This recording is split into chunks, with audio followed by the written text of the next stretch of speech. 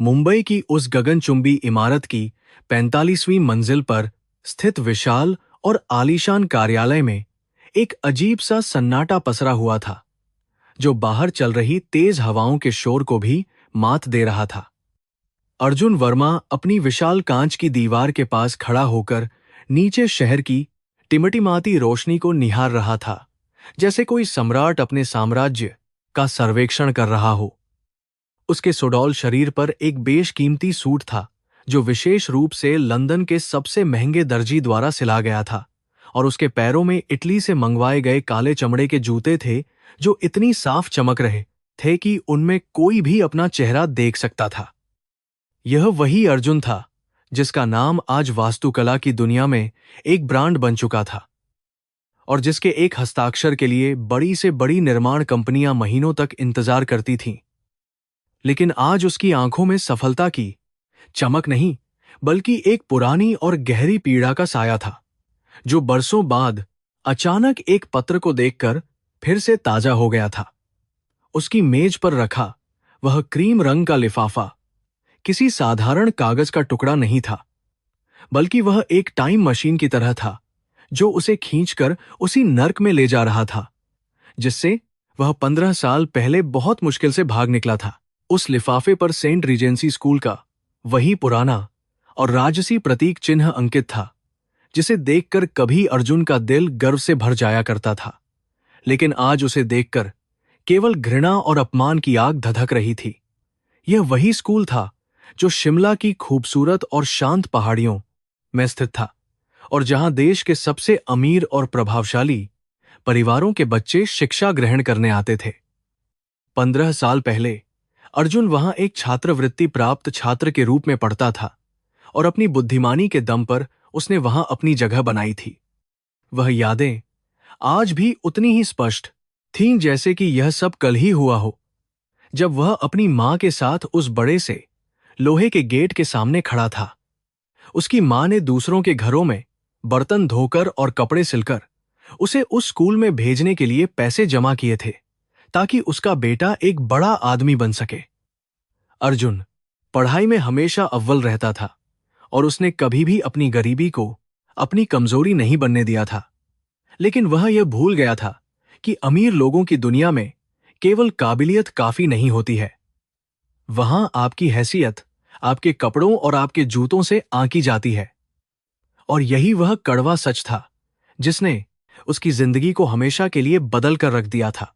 सर्दियों के वे दिन अर्जुन के लिए किसी सजा से कम नहीं होते थे, क्योंकि उसके पास ठंड से बचने के लिए पर्याप्त गर्म कपड़े नहीं थे, और स्कूल का कोट भी पुराना हो चुका था।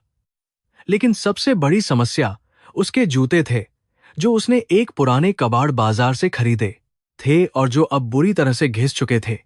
उसके जूतों का तलवा आगे से खुल गया था, और चलते समय वह किसी भूखे जानवर के मुंह की तरह खुलता और बंद होता था, जिसे देखकर स्कूल के अमीर बच्चे उसका मजाक उड़ाते थे। विक्रम सिंघानिया स्कूल के ट्रस्टी का बेटा और उस समय का सबसे बिगड़ैल छात्र अर्जुन का सबसे बड़ा दुश्मन था, जो उसे नीचा दिखाने का कोई भी मौका नहीं छोड़ता था। विक्रम और उसके दोस्तों का समूह अक्सर अर्जुन को घेर लेता और उसे फटे हुए जूतों वाला भिखारी कहकर बुलाता था। अर्जुन हमेशा अपनी नजरें झुकाकर और कानों को बंद करके वहां से निकल जाता था, क्योंकि वह जानता था कि अगर उसने कोई प्रतिक्रिया दी तो उसकी छात्रवृत्ति खतरे में पड़ सकती थी। वह हर रात अपने जूतों को गोंद से चिपकाने की कोशिश करता था, ताकि वे कम से कम एक और दिन चल सकें। लेकिन वह सस्ता गोंद ज्यादा देर तक टिक नहीं पाता था, और दोपहर होते होते जूतों का तलवा फिर से अलग हो जाता था। वह मनहूस दिन आज भी अर्जुन के दिमाग में एक डरावने सपने की तरह गूंजता रहता है, जब स्कूल में वार्षिक पुरस्कार वितरण समारोह आयोजित किया गया था। पूरे स्कूल को सजाया गया था, और शहर के बड़े बड़े अधिकारी और अमीर लोग वहां अपने बच्चों की उपलब्धियों को देखने के लिए आए हुए थे। अर्जुन को उस दिन स्टूडेंट ऑफ द ईयर का पुरस्कार मिलने वाला था, जो उसकी मेहनत और लगन का परिणाम था, और जिसे पाने के लिए उसने दिन रात एक कर दिया था। उसने उस सुबह अपने जूतों को बहुत सावधानी से काले धागे से बांधा था, और ऊपर से काला रंग लगा दिया था ताकि धागा दिखाई न दे। वह बस यह चाहता था कि किसी तरह वह मंच पर जाकर अपना पुरस्कार ले ले और वापस आ जाए बिना किसी तमाशे के। उसका दिल जोर जोर से धड़क रहा था और वह प्रार्थना कर रहा था कि आज भगवान उसकी लाज रख लें। लेकिन विक्रम की नजरों से कुछ भी छिपना मुश्किल था और उसने अर्जुन की उस लाचारी को भांप लिया था। विक्रम ने अपने दोस्तों के साथ मिलकर एक योजना बनाई थी जो न केवल अर्जुन का दिल तोड़ने वाली थी बल्कि उसके भविष्य को भी कुचलने वाली थी। सभागार खचाखच भरा हुआ था और जब प्रधानाचार्य ने माइक पर अर्जुन वर्मा का नाम पुकारा तो हॉल तालियों की गड़गड़ाहट से गूंज उठा था। अर्जुन अपनी सीट से खड़ा हुआ और उसने एक लंबी सांस ली और धीरे धीरे मंच की ओर बढ़ने लगा। उसका पूरा ध्यान अपने कदमों पर था और वह बहुत संभल कर चल रहा था ताकि उसका जूता धोखा न दे जाए। वह गलियारे से गुजर रहा था जहां दोनों तरफ छात्र बैठे हुए थे और विक्रम ठीक उसी रास्ते में अपनी सीट पर बैठा शैतानी मुस्कान के साथ उसका इंतजार कर रहा था। जैसे ही अर्जुन विक्रम के पास से गुजरने लगा, विक्रम ने जानबूझकर अपना पैर बाहर निकाल दिया और अर्जुन के फटे हुए जूते के खुले हुए हिस्से पर अपना भारी बूट रख दिया। अर्जुन ने जैसे ही अगला कदम बढ़ाने की कोशिश की, एक जोर की आवाज आई और उसके जूते का तलवा पूरी तरह से उखड़ गया। अर्जुन का संतुलन बिगड़ गया और वह मुंह के बल सख्त फर्श पर जा गिरा। पूरे हॉल में एकदम सन्नाटा छा गया और वह आवाज पत्थर की तरह सबके दिलों में गूंज गई। अर्जुन जमीन पर पड़ा था और उसके पैर का नंगा हिस्सा उस फटे हुए जूते से बाहर झांक रहा था जो अब पूरी तरह से अलग हो चुका था।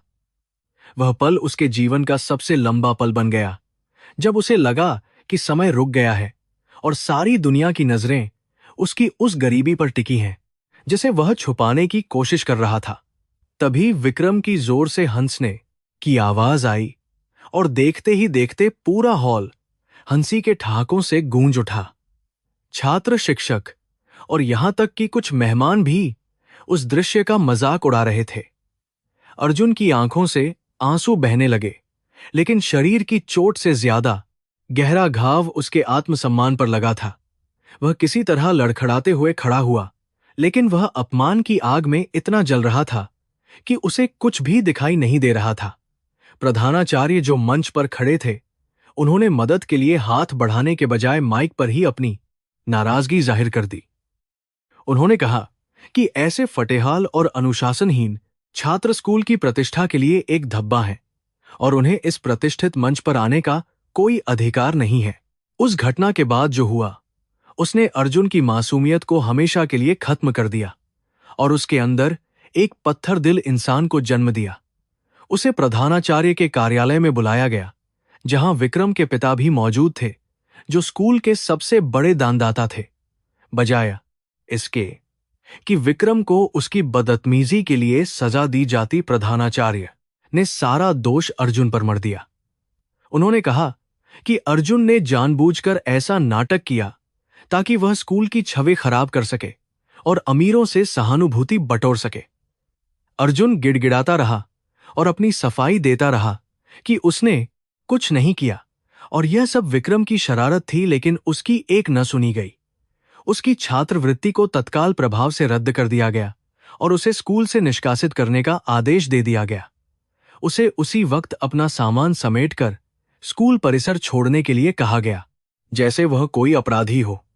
वह दिन था जब अर्जुन ने सीखा कि न्याय केवल उनके लिए होता है जिनकी जेब में पैसा और पैरों में महंगे जूते होते हैं। अर्जुन को आज भी याद है कि कैसे वह उस भारी बारिश में अपने फटे हुए जूतों को हाथ में लिए स्कूल के गेट से बाहर निकला था। उसके नंगे पैर कीचड़ और पत्थरों से छलनी हो रहे थे, लेकिन उसके दिल का दर्द उस शारीरिक पीड़ा से कहीं ज्यादा था। उसने उसी दिन उस गेट की ओर मुड़कर कसम खाई थी कि एक दिन वह इतना बड़ा आदमी बनेगा कि यह पूरा स्कूल और यह पूरा शहर उसके सामने बौना नजर आएगा। उसने कसम खाई थी कि वह उन सभी लोगों को उनकी औकात याद दिलाएगा जिन्होंने उसे केवल उसकी गरीबी के कारण पैरों तले रौंदा था। वह प्रतिशोध की आग उसे पिछले 15 सालों से जला रही थी, और उसी आग ने उसे आज वास्तुकला की दुनिया का बेताज बादशाह बना दिया था। उसने अपनी रातों की नींद हराम करके काम किया और हर उस अवसर को भुनाया जो उसे ऊपर ले जा सकता था। आज उसके पास दौलत, शोहरत और ताकत सब कुछ था, लेकिन वह अपमान का घाव अभी भी हरा था। उसका ध्यान वापस वर्तमान में आया जब उसके केबिन का दरवाजा नॉक हुआ और उसकी निजी सचिव अंदर आई। उसने डरते हुए पूछा कि क्या सर, आपने सेंट रीजेंसी के प्रस्ताव पर कोई फैसला लिया है, क्योंकि वे आपके जवाब का बेसब्री से इंतजार कर रहे हैं। अर्जुन ने धीरे से उस पत्र को उठाया और अपनी उंगलियों से उस कागज को महसूस किया। पत्र में लिखा था कि स्कूल की इमारत पुरानी हो चुकी है और उसे मरम्मत और नए डिजाइन की सख्त जरूरत है, और स्कूल प्रशासन चाहता है कि देश का सबसे बेहतरीन आर्किटेक्ट इस काम को अंजाम दे। वे नहीं जानते थे कि जिसे वे बुला रहे हैं वह वही लड़का है जिसे उन्होंने कभी धक्के मारकर निकाला था।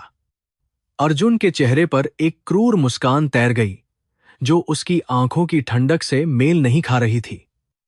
यह नियति का खेल था कि जिस जगह ने उसे तोड़ा था, आज वही जगह अपने अस्तित्व को बचाने के लिए उसके सामने भीख मांग रही थी। विक्रम सिंघानिया, जो अब स्कूल बोर्ड का प्रमुख था, उसे सपने में भी अंदाजा नहीं होगा कि वह किसे निमंत्रण भेज रहा है। अर्जुन ने अपनी सचिव की ओर देखा और एक शांत लेकिन दृढ़ स्वर में कहा कि उन्हें सूचित कर दो कि मैं इस प्रोजेक्ट को स्वीकार करता हूं और मैं व्यक्तिगत रूप से साइट का दौरा करने के लिए शिमला जाऊंगा। सचिव हैरान थी, क्योंकि अर्जुन आमतौर पर इतनी छोटी परियोजनाओं के लिए व्यक्तिगत रूप से यात्रा नहीं करता था। लेकिन उसने कोई सवाल नहीं पूछा और सिर झुकाकर वहां से चली गई। अर्जुन ने अपनी कुर्सी घुमाई और वापस खिड़की की ओर देखने लगा, लेकिन इस बार उसे शहर की रोशनी में अपना अतीत नहीं बल्कि अपना भविष्य दिखाई दे रहा था। ये वापसी केवल एक इमारत को बनाने के लिए नहीं थी, बल्कि यह एक पुराना हिसाब बराबर करने के लिए थी।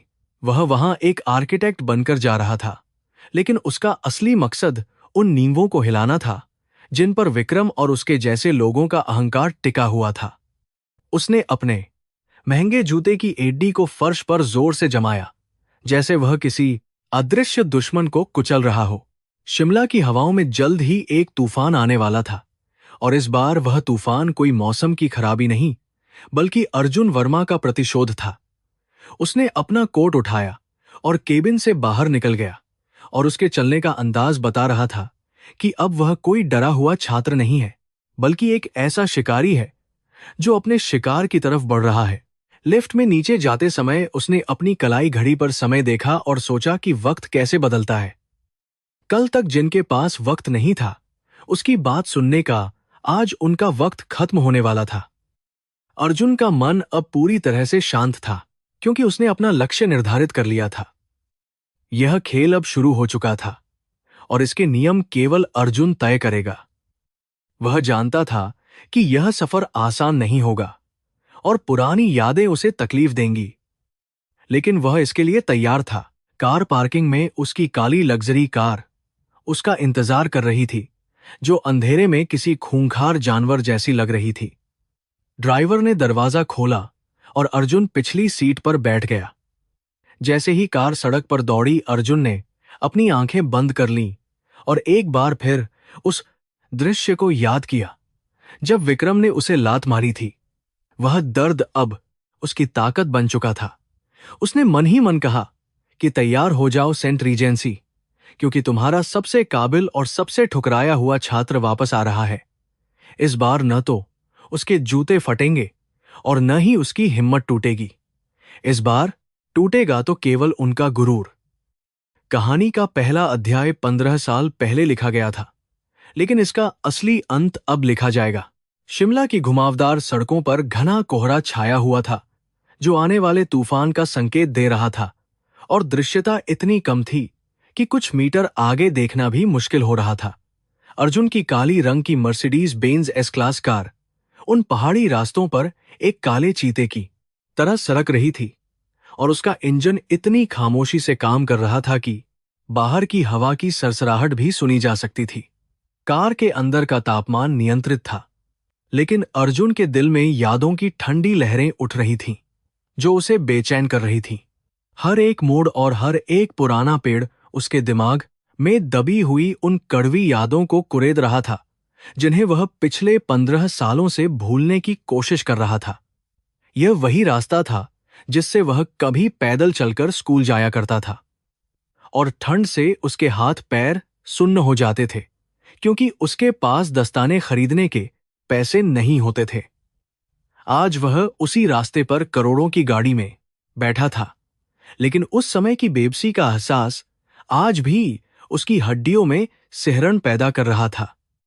ड्राइवर ने रियर व्यू मिरर में अपने मालिक के चेहरे को देखा, जो पत्थर की तरह सख्त था, और उसकी आंखों में एक अजीब सा खालीपन था जो किसी गहरे समुद्र की तरह शांत लेकिन खतरनाक लग रहा था। थोड़ी ही देर में कार एक विशाल लोहे के गेट के सामने आकर रुक गई, जिसके ऊपर बड़े अक्षरों में सेंट रीजेंसी स्कूल लिखा हुआ था, लेकिन अब उन अक्षरों पर जंग लग चुका था और पेंट उखड़ रहा था। गेट पर तैनात सुरक्षा गार्ड ने इतनी महंगी और शानदार कार को देखते ही तुरंत सलाम ठोंका और गेट को पूरा खोल दिया बिना यह पूछे कि अंदर कौन बैठा है।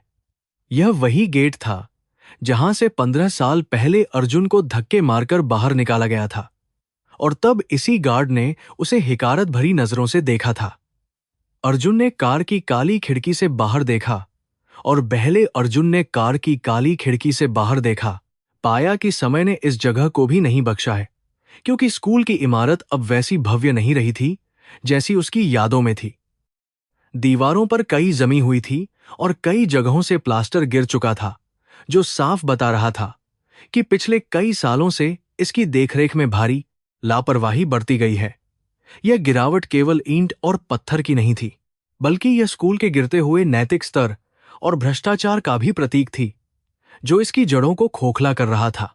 कार मुख्य प्रशासनिक भवन के पोर्च में जाकर रुकी, जहां स्वागत के लिए कुछ लोग पहले से ही खड़े थे और उनके चेहरों पर एक बनावटी मुस्कान चिपकी हुई थी। उनमें सबसे आगे विक्रम सिंघानिया खड़ा था, जो अब स्कूल ट्रस्ट का उपाध्यक्ष बन चुका था और जिसका वजन और अहंकार दोनों ही पहले से कई गुना बढ़ चुके थे। विक्रम ने एक महंगा नेवी ब्लू सूट पहना हुआ था, लेकिन उसकी टाई ढीली थी और उसके चेहरे पर वह पुरानी क्रूरता आज भी साफ दिखाई दे रही थी, जो बचपन में अर्जुन को डराती थी। अर्जुन ने एक गहरी सांस ली और अपने चेहरे पर एक पेशेवर नकाब चढ़ा लिया, क्योंकि अब वह डरा हुआ लड़का नहीं था, बल्कि वह मिस्टर एवी था, जिसके सामने दुनिया झुकती थी। ड्राइवर ने दौड़कर पिछला दरवाजा खोला और अर्जुन ने अपना एक पैर बाहर रखा, जिसमें वही काले चमचमाते इटालियन जूते थे। जब वह पूरी तरह से बाहर निकला, तो उसका लंबा कद और प्रभावशाली व्यक्तित्व देखकर वहां मौजूद सभी लोग एक पल के लिए सहम गए। विक्रम सिंघानिया ने आगे बढ़कर अर्जुन की ओर हाथ बढ़ाया और अपनी बतीसी दिखाते हुए कहा कि मिस्टर एवी, आपका सेंट रीजेंसी में बहुत बहुत स्वागत है और हमें बहुत खुशी है कि आपने हमारे प्रस्ताव को स्वीकार किया। अर्जुन ने विक्रम के हाथ को देखा, लेकिन उसने हाथ मिलाने में कोई जल्दबाजी नहीं दिखाई और कुछ सेकंड के लिए विक्रम का हाथ हवा में ही लटका रहा, जिससे माहौल में एक अजीब सी खामोशी छा गई। फिर अर्जुन ने बहुत ही औपचारिक तरीके से हाथ मिलाया और उसकी पकड़ इतनी मजबूत थी कि विक्रम के चेहरे पर दर्द की एक हल्की लकीर उभर आई, जिसे उसने तुरंत मुस्कुराहट के पीछे छिपा लिया। अर्जुन ने अपनी आंखों पर काला चश्मा लगाए रखा ताकि विक्रम उसकी आंखों में छिपी नफरत को न देख सके, और केवल सिर हिलाकर अभिवादन का जवाब दिया। विक्रम को उम्मीद थी कि यह आर्किटेक्ट उसकी चापलूसी करेगा, लेकिन अर्जुन के रुतबे ने उसे पहले ही मिनट में रक्षात्मक होने पर मजबूर कर दिया था। विक्रम ने अर्जुन को स्कूल का दौरा कराने की पेशकश की और वे दोनों लंबे गलियारों से गुजरने लगे, जहां की दीवारों पर पुराने छात्रों की तस्वीरें टंगी हुई थीं। विक्रम बड़े गर्व से स्कूल के इतिहास और परंपराओं के बारे में बता रहा था, लेकिन अर्जुन का ध्यान उन टूटी हुई खिड़कियों और सीलन भरी दीवारों पर था। विक्रम कह रहा था कि हम अपने छात्रों को दुनिया की बेहतरीन सुविधाएं देते हैं, लेकिन अर्जुन देख सकता था कि कक्षाओं में फर्नीचर टूटा हुआ था और ब्लैकबोर्ड घिस चुके थे। अर्जुन ने बीच में टोकते हुए पूछा कि क्या स्कूल का फंड सही जगह इस्तेमाल हो रहा है, क्योंकि इमारत की हालत कुछ और ही कहानी बयां कर रही है। विक्रम थोड़ा सकपकाया और बहाना बनाने लगा कि पहाड़ी मौसम की वजह से इमारत जल्दी खराब हो जाती है और इसीलिए हमें आप जैसे विशेषज्ञ की जरूरत है। अर्जुन ने मन ही मन सोचा कि इमारत मौसम की वजह से नहीं, बल्कि तुम जैसे दीमकों की वजह से खराब हो रही है, जो शिक्षा के मंदिर को व्यापार समझकर चला रहे हैं। चलते चलते वे जूनियर विंग के पास पहुंचे, जहां से बच्चों के पढ़ने की आवाजें आ रही थीं। और तभी अर्जुन के कानों में एक ऐसी आवाज पड़ी जिसे वह हजारों की भीड़ में भी पहचान सकता था। वह आवाज कोमल और ठहराव लिए हुए थी, जो किसी कविता की पंक्तियां पढ़ा रही थी, और उस आवाज में वही अपनापन था जो 15 साल पहले अर्जुन के जख्मों पर मरहम का काम करता था। अर्जुन के कदम अपने आप रुक गए और उसने विक्रम से उस कक्षा की ओर इशारा करते हुए पूछा कि वहां कौन पढ़ा रहा है। विक्रम ने नाक सिकोड़ते हुए कहा कि वह मीरा है, जो हिंदी की शिक्षिका है, और वह हमेशा पुरानी विधियों से पढ़ाती है, जिसे आधुनिक शिक्षा में कोई स्थान नहीं मिलना चाहिए। अर्जुन ने विक्रम की बात को अनसुना कर दिया और उस कक्षा के दरवाजे की ओर बढ़ गया, क्योंकि वह देखना चाहता था कि क्या वह चेहरा भी वैसा ही है जैसा उसकी यादों में बसा हुआ है। कक्षा के अंदर मीरा एक साधारण सूती साड़ी पहने हुए थी और उसके बालों में अब कुछ सफेदी झलक रही थी, लेकिन उसकी आंखों की चमक और चेहरे की सौम्यता वैसी ही थी। वह बच्चों को कबीर के दोहे समझा रही थी और बता रही थी कि बड़ा हुआ तो क्या हुआ, जैसे पेड़ खजूर पंथी को छाया नहीं फल लागे अति दूर। अर्जुन दरवाजे पर खड़ा होकर उसे देखता रहा और उसे वह दिन याद आ गया जब उसका जूता पूरी तरह फट गया था और मीरा ने अपने टिफिन के पैसों से उसे गोंद की एक बोतल खरीद कर दी थी। वह स्कूल की एकमात्र ऐसी छात्रा थी जो कभी उसकी गरीबी का मजाक नहीं उड़ाती थी, बल्कि हमेशा उसकी मदद करने की कोशिश करती थी। आज उसे इस हाल में देखकर अर्जुन के दिल में एक कसक उठी, क्योंकि वह देख सकता था कि मीरा बहुत थकी हुई और परेशान लग रही थी, जैसे उस पर बहुत बोझ हो। तभी विक्रम भी वहां आ पहुंचा और उसने बिना किसी शिष्टाचार के कक्षा का दरवाजा जोर से खोला, जिससे मीरा और सभी बच्चे डर गए। विक्रम ने मीरा को डांटते हुए कहा कि तुम इतनी जोर से क्यों पढ़ा रही हो? क्या तुम्हें पता नहीं है कि हमारे साथ एक बहुत ही खास मेहमान आए हैं? मीरा सकपका गई और उसने अपनी साड़ी का पल्लू ठीक करते हुए माफी मांगी और कहा कि वह बस बच्चों को कविता का भाव समझा रही थी। विक्रम ने उसे अपमानित करते हुए कहा कि अपनी सफाई अपने पास रखो, और अगर अगली बार ऐसी अनुशासनहीनता हुई तो तुम्हें नौकरी से हाथ धोना पड़ सकता है।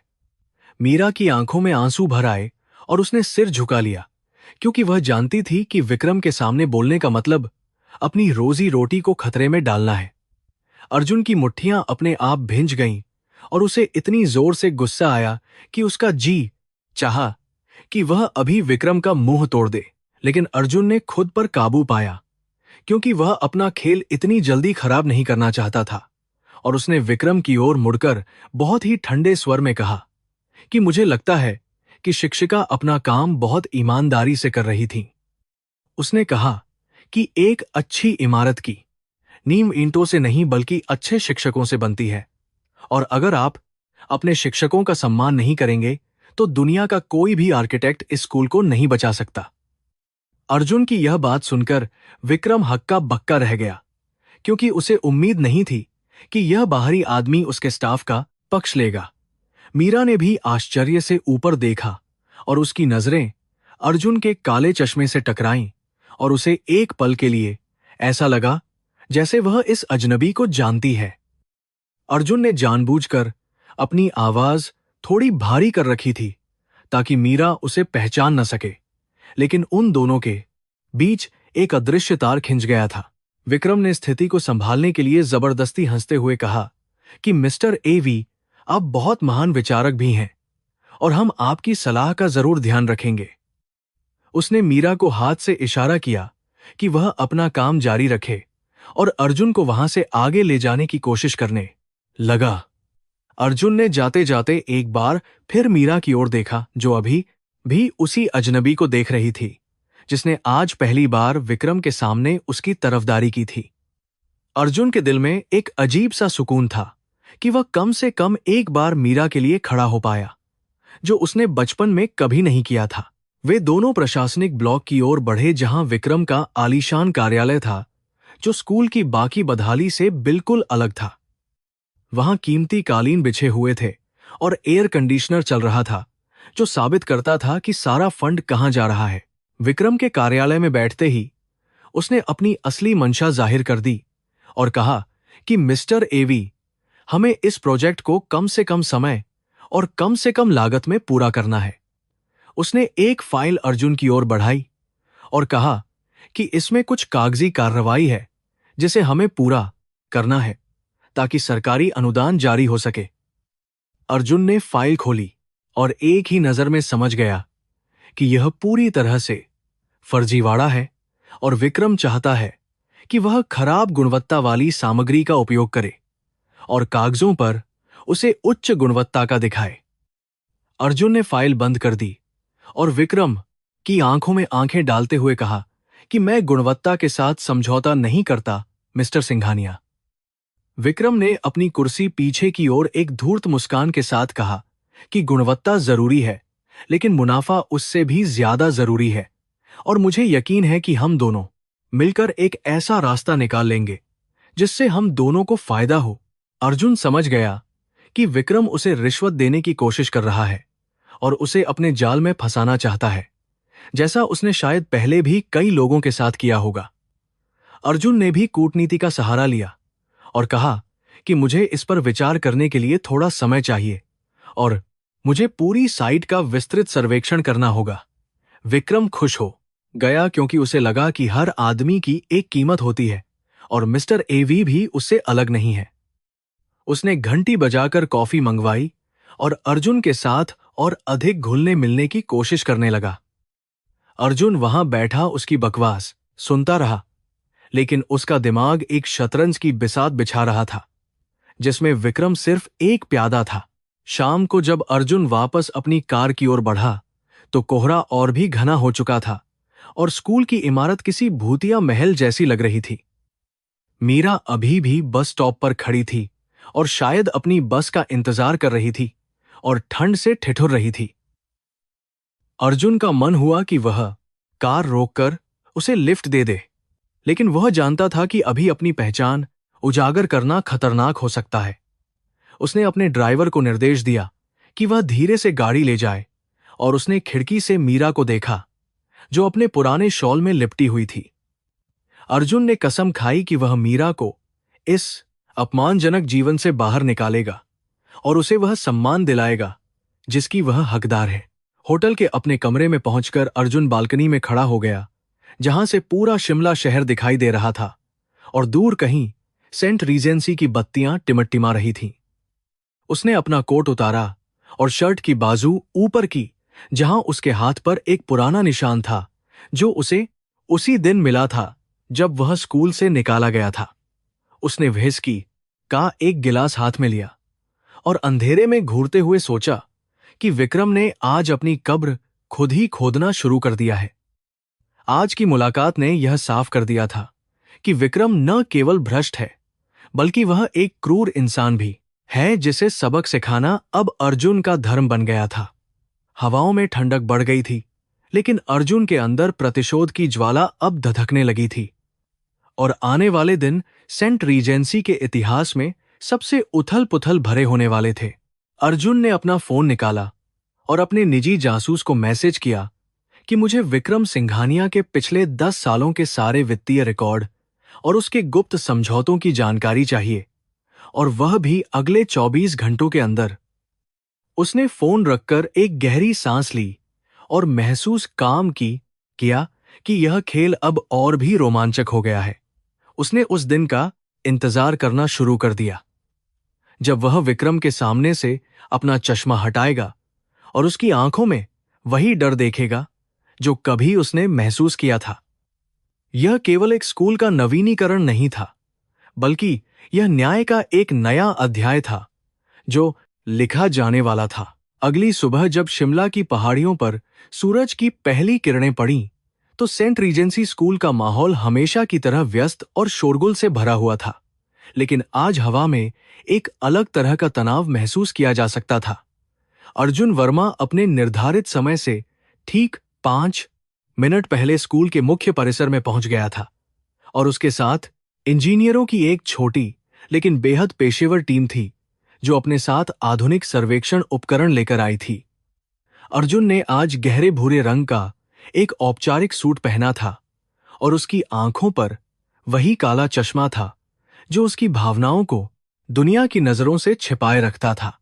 उसने स्कूल के मुख्य द्वार से प्रवेश करते ही महसूस किया कि यह इमारत बाहर से जितनी शानदार दिखती है, अंदर से उतनी ही खोखली और कमजोर हो चुकी है। उसकी टीम ने तुरंत अपना काम शुरू कर दिया, और वे लेजर स्कैनर और थर्मल इमेजिंग कैमरों की मदद से दीवारों के पीछे छिपी दरारों और कमजोरियों को तलाशने लगे जो नंगी आंखों से दिखाई नहीं देती थीं। विक्रम सिंघानिया कुछ ही देर में वहां आ पहुंचा, और उसके चेहरे पर एक नकली मुस्कान थी, लेकिन उसकी आंखों में बेचैनी साफ पढ़ी जा सकती थी, क्योंकि वह नहीं चाहता था कि कोई बाहरी व्यक्ति स्कूल की असलियत को इतनी गहराई से जाने। उसने अर्जुन का स्वागत किया और कोशिश की कि वह उसे केवल उन्हीं हिस्सों में ले जाए जो हाल ही में पेंट किए गए थे और जो देखने में अच्छे लगते थे। लेकिन अर्जुन ने उसकी बातों को अनसुना कर दिया और अपनी टीम को सीधे बेसमेंट और पुराने पुस्तकालय की ओर जाने का निर्देश दिया, जहां की स्थिति सबसे ज्यादा खराब होने की आशंका थी। विक्रम ने विरोध करने की कोशिश की और कहा कि उन जगहों पर जाने की कोई जरूरत नहीं है, क्योंकि वे बेकार पड़ी हैं। लेकिन अर्जुन ने उसे बहुत ही सख्त लहजे में याद दिलाया कि एक इमारत की मजबूती उसकी नींव में होती है, न कि उसकी सजावट में। विक्रम को मन मसोसकर चुप रहना पड़ा, क्योंकि वह इस समय अर्जुन को नाराज करने का जोखिम नहीं उठा सकता था। जैसे जैसे वे बेसमेंट की सीढ़ियों से नीचे उतरे, वहां की हवा में नमी और फफूंद की एक तीखी गंध फैली हुई थी जो सांस लेना भी मुश्किल कर रही थी, और दीवारों से प्लास्टर गिरकर फर्श पर जमा हो गया था। अर्जुन ने अपनी टॉर्च की रोशनी एक बड़े पिलर पर डाली और देखा कि उसमें एक गहरी दरार थी जिसे किसी ने बहुत ही लापरवाही से सीमेंट के एक पतले लेप से भरने की कोशिश की थी। यह पिलर पूरी इमारत का भार उठाने वाले मुख्य खंभों में से एक था, और इसकी यह हालत देखकर अर्जुन समझ गया कि अगर जल्द ही कुछ नहीं किया गया तो एक बड़ा हादसा हो सकता है। उसने अपनी नोटबुक में कुछ नोट किए और विक्रम की ओर देखा जो पसीना पोंछ रहा था, हालांकि बेसमेंट में काफी ठंड थी। अर्जुन ने बहुत ही शांत स्वर में पूछा कि आखिरी बार स्ट्रक्चरल ऑडिट कब करवाया गया था, और विक्रम के पास इसका कोई जवाब नहीं था, क्योंकि वह जानता था कि पैसा बचाने के लिए उसने कभी सुरक्षा जांच करवाई ही नहीं थी। दोपहर होते होते अर्जुन और उसकी टीम ने स्कूल के एक बड़े हिस्से का निरीक्षण कर लिया था, और उनके पास अब सबूतों का एक पुलिंदा था जो साबित करता था कि स्कूल प्रशासन ने छात्रों की सुरक्षा के साथ कितना बड़ा खिलवाड़ किया है। अर्जुन ने कुछ देर का ब्रेक लिया और वह स्कूल के खेल के मैदान की ओर चल पड़ा, जहां बच्चे लंच ब्रेक के दौरान खेल रहे थे और अपनी अपनी दुनिया में मस्त थे। वह एक पुराने बरगद के पेड़ के नीचे खड़ा हो गया, जहां से उसे पूरा मैदान दिखाई दे रहा था, और उसे अपने बचपन के दिन याद आने लगे जब वह अकेला बैठा रहता था। तभी उसकी नजर मैदान के एक कोने में पड़ी, जहां कुछ बड़े लड़के एक छोटे और दुबले पतले लड़के को घेरकर खड़े थे और उसे धक्का दे रहे थे। वह दृश्य अर्जुन के लिए किसी पुराने घाव को कुरेदने जैसा था, क्योंकि वह लड़का ठीक वैसा ही लग रहा था जैसा कभी अर्जुन हुआ करता था, डरा हुआ, सहमा हुआ और लाचार। अर्जुन ने ध्यान से देखा तो पाया कि वे अमीर घरों के बिगड़ैल लड़के उस गरीब छात्र के बैग को छीन रहे थे और उसके पुराने कपड़ों का मजाक उड़ा रहे थे जो जगह जगह से रफू किए हुए थे। उस लड़के का नाम रोहन था, जो एक मेधावी छात्र था और स्कॉलरशिप पर पढ़ रहा था, लेकिन उसकी यही काबिलियत इन रईसजादों की आंखों में चुभ रही थी। उन लड़कों का नेता एक लंबा और हट्टा कट्टा लड़का था जिसका नाम आर्यन था और जो संयोग से विक्रम सिंघानिया का ही भतीजा था और उसमें अपने चाचा की सारी बुराइयां कूट कूट कर भरी थीं। आर्यन ने रोहन का लंच बॉक्स छीन लिया और उसे जमीन पर फेंक दिया, जिससे उसका सारा खाना मिट्टी में मिल गया और फिर उसने रोहन के सिर पर एक जोरदार थप्पड़ मारा। रोहन रोने लगा और उसने अपना बैग वापस लेने की कोशिश की, लेकिन आर्यन ने उसे जोर से धक्का दे दिया जिससे वह जमीन पर गिर गया। अर्जुन के अंदर का ज्वालामुखी, जो पिछले 15 सालों से शांत था, अचानक धधक उठा और उसने अपनी जगह से कदम बढ़ाया और उन लड़कों की ओर बढ़ने लगा। उसके चलने की रफ्तार बहुत तेज थी और उसके चेहरे पर एक ऐसा भाव था जिसे देखकर किसी भी समझदार इंसान की रूह कांप जाती। जब वह वहां पहुंचा तो आर्यन अपने दोस्तों के साथ हंस रहा था और रोहन जमीन पर पड़ा सिसक रहा था, लेकिन अर्जुन की परछाई पड़ते ही उनकी हंसी एकदम से रुक गई। अर्जुन ने रोहन को सहारा देकर उठाया और उसकी शर्ट पर लगी धूल को झाड़ा, जो एक बहुत ही कोमल और मानवीय स्पर्श था। फिर वह धीरे से मुड़ा और आर्यन की आंखों में सीधे देखते हुए उसने अपना काला चश्मा उतार लिया, जिससे उसकी आंखों की तीव्रता और भी स्पष्ट हो गई। वहां मौजूद सभी बच्चे एकदम चुप हो गए, क्योंकि उन्होंने कभी किसी वयस्क को इतनी खतरनाक खामोशी के साथ खड़ा नहीं देखा था। आर्यन ने अपनी हेकड़ी दिखाते हुए पूछा कि तुम कौन हो और हमारे मामले में दखल देने की तुम्हारी हिम्मत कैसे हुई? क्या तुम जानते नहीं कि मैं कौन हूं? अर्जुन ने बहुत ही धीमी लेकिन स्पष्ट आवाज में कहा कि मुझे इससे कोई फर्क नहीं पड़ता कि तुम कौन हो या तुम्हारे पिता कौन है, लेकिन मुझे इससे फर्क पड़ता है कि तुम एक कायर हो।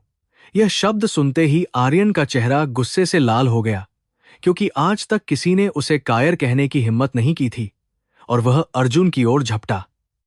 लेकिन अर्जुन ने बिजली की फुर्ती से उसका हाथ पकड़ लिया और उसे थोड़ा सा मरोड़ दिया, जिससे आर्यन दर्द से कराह उठा और घुटनों के बल बैठने पर मजबूर हो गया।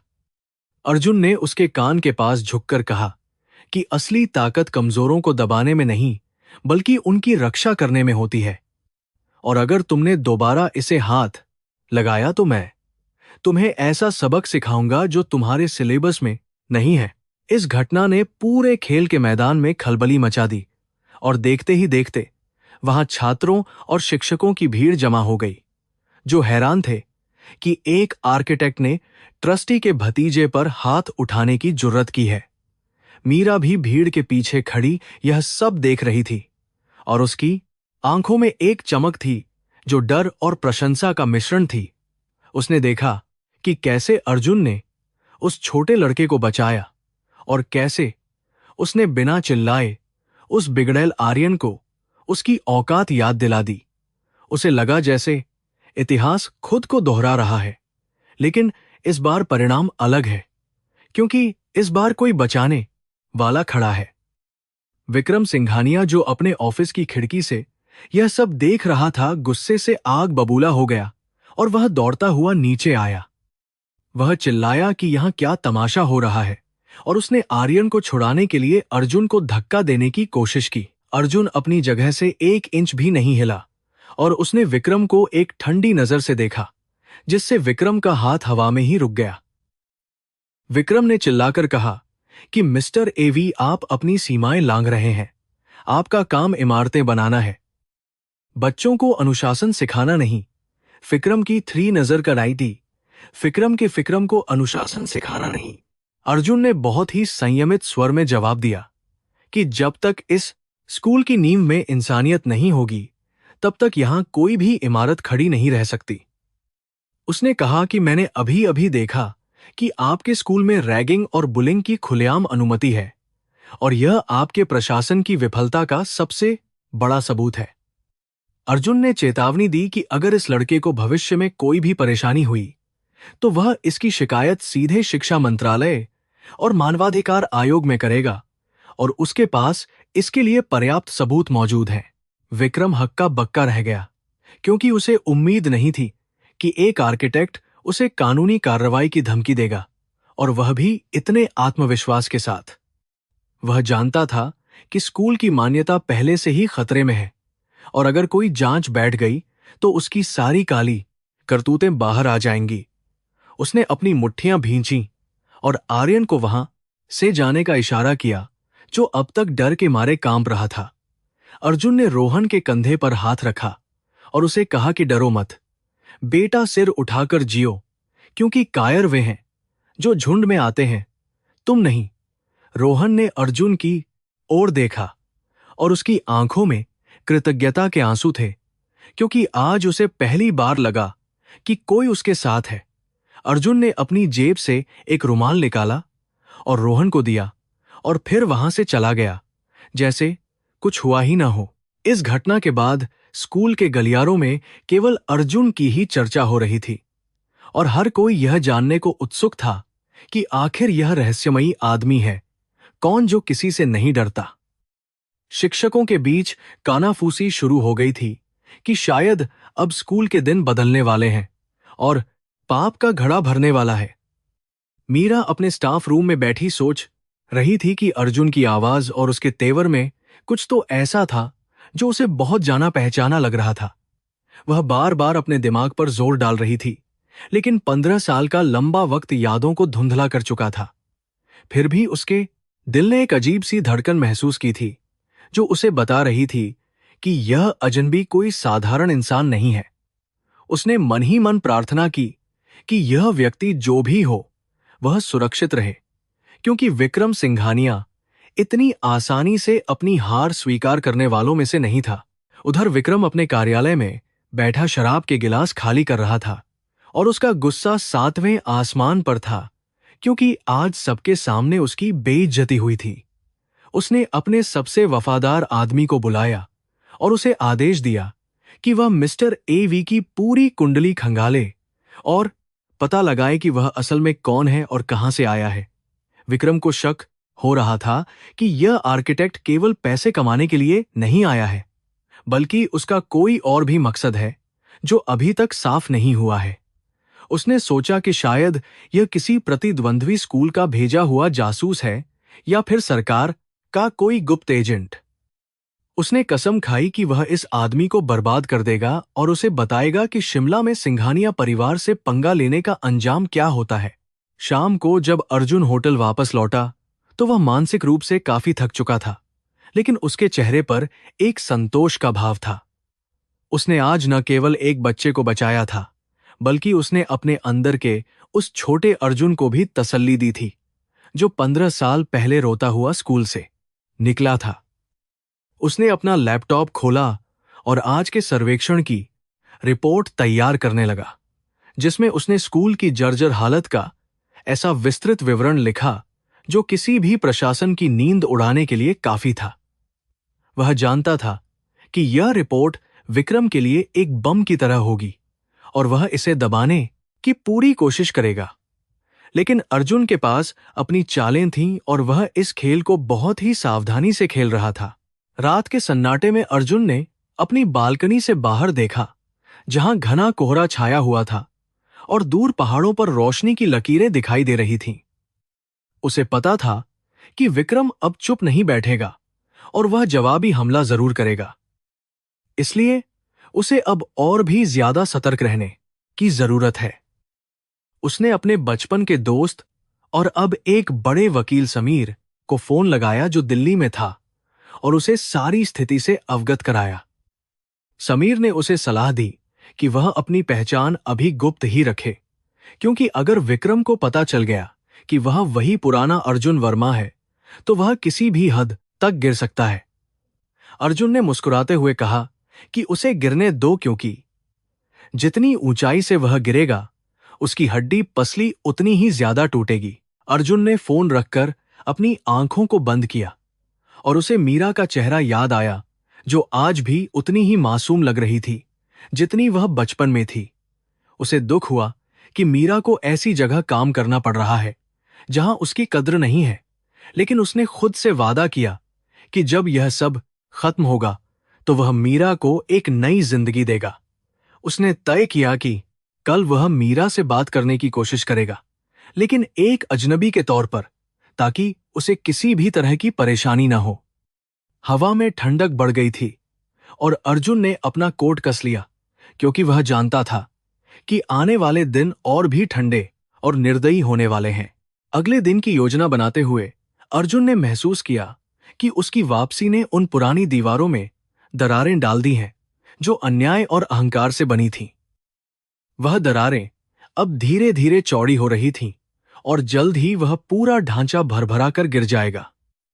विक्रम की जांच पड़ताल शुरू हो चुकी थी और अर्जुन भी इसके लिए तैयार था, क्योंकि उसने अपनी नई पहचान को इतनी मजबूती से गढ़ा था कि उसमें सेंध लगाना लगभग नामुमकिन था। लेकिन वह यह भी जानता था कि अतीत का कोई न कोई सिरा कभी न कभी बाहर आ ही जाता है। अब यह देखना दिलचस्प होगा कि कौन पहले अपनी चाल चलता है और कौन मात खाता है। शतरंज की बिसात बिछ चुकी थी और मोहरे अपनी अपनी जगह ले चुके थे। अगले दिन की शाम को शिमला के सबसे महंगे और आलीशान होटल द ग्रैंड में एक भव्य चैरिटी डिनर का आयोजन किया गया था, जिसे विशेष रूप से स्कूल के पूर्व छात्रों और शहर के रसूखदार लोगों के लिए रखा गया था। विक्रम सिंघानिया ने इस पार्टी का आयोजन न केवल स्कूल के लिए चंदा इकट्ठा करने के लिए किया था, बल्कि वह मिस्टर ए.वी. को भी अपनी ताकत और अपने संपर्कों का प्रदर्शन करना चाहता था। पूरा हॉल बेशकीमती झूमरों की रोशनी से जगमगा रहा था और वहां मौजूद हर व्यक्ति ने लाखों के कपड़े और जेवर पहन रखे थे, जो उनकी दौलत का भद्दा प्रदर्शन कर रहे थे। एक तरफ शराब की नदियां बह रही थीं और दूसरी तरफ मेजों पर दुनिया भर के व्यंजन सजाए गए थे, जबकि स्कूल के बच्चे बुनियादी सुविधाओं के लिए तरस रहे थे। यह विडंबना अर्जुन की आंखों में चुभ रही थी, जो हॉल के एक कोने में खड़ा होकर अपने हाथ में जूस का गिलास लिए हुए इस तमाशे को देख रहा था। उसने आज एक काले रंग का टक्सीडो पहना था, जो उसे किसी हॉलीवुड सितारे जैसा दिखा रहा था, और हर किसी की नजरें बार बार उसी की ओर उठ रही थीं। कुछ ही देर पहले विक्रम ने अर्जुन को एक निजी कमरे में बुलाया था और उसके सामने एक मोटी रकम का चेक और कुछ सरकारी कागज रखे थे, जिन पर अर्जुन के हस्ताक्षर की जरूरत थी। विक्रम ने बहुत ही चिकनी चुपड़ी बातों में कहा था कि यह केवल एक औपचारिकता है और अगर अर्जुन इन कागजों पर साइन कर देता है तो उसे इस प्रोजेक्ट का 10% हिस्सा अलग से नकद में दिया जाएगा। अर्जुन ने उन कागजों को देखा, जो साफ तौर पर बता रहे थे कि स्कूल की मरम्मत में घटिया सामग्री का इस्तेमाल किया जाएगा और बाकी पैसा उनकी जेबों में जाएगा। अर्जुन ने अपने चेहरे पर कोई भाव नहीं आने दिया और उसने एक चतुर व्यापारी की तरह व्यवहार करते हुए कहा कि वह इस प्रस्ताव पर विचार करेगा, लेकिन उसे पहले सारे मूल दस्तावेजों की प्रतियां चाहिए। विक्रम ने खुशी खुशी उसे सारी फाइलें सौंप दी, यह सोचते हुए कि उसने अर्जुन को खरीद लिया है, लेकिन वह नहीं जानता था कि उसने अपने ही डेथ वारंट पर हस्ताक्षर कर दिए हैं। पार्टी अपने शबाब पर थी और विक्रम मंच पर चढ़ गया और उसने माइक हाथ में लेकर अपने परिवार की महानता और स्कूल के प्रति अपने समर्पण के बारे में डींगे हाँकना शुरू कर दिया। उसकी आवाज में शराब का नशा और सत्ता का घमंड साफ झलक रहा था और वह वहां मौजूद लोगों को अपनी जागीर समझ रहा था। तभी उसकी नजर भीड़ के पीछे खड़ी मीरा पर पड़ी, जिसे उसने जानबूझकर इस पार्टी में बुलाया था ताकि वह उसे नीचा दिखा सके। मीरा ने एक बहुत ही साधारण सी गुलाबी साड़ी पहनी थी और वह वहां के तड़क भड़क वाले माहौल में बहुत असहज महसूस कर रही थी। वह वहां केवल इसलिए आई थी क्योंकि उसे उम्मीद थी कि शायद वह किसी डोनर से बात करके पुस्तकालय के लिए कुछ नई किताबें मांग सकेगी। लेकिन विक्रम के दिमाग में कुछ और ही शैतानी योजना चल रही थी और उसने सबके सामने मीरा का नाम पुकारा और उसे मंच पर आने का आदेश दिया। मीरा झिझकते हुए मंच की ओर बढ़ी और उसका दिल जोर जोर से धड़क रहा था, क्योंकि वह जानती थी कि विक्रम कभी भी बिना किसी बुरे मकसद के उसे नहीं बुलाता। जब वह मंच पर पहुंची तो विक्रम ने उसके कंधे पर हाथ रखा, जो एक बहुत ही अनुचित और अपमानजनक इशारा था, और उसने माइक पर कहा कि देवियों और सज्जनों, यह हमारे स्कूल की एक बहुत ही मेहनती लेकिन गरीब शिक्षिका है। उसने हंसते हुए कहा कि यह हमेशा पैसों की कमी का रोना रोती रहती है और आज भी यह यहां मुफ्त का खाना खाने और आप लोगों से भीख मांगने आई है।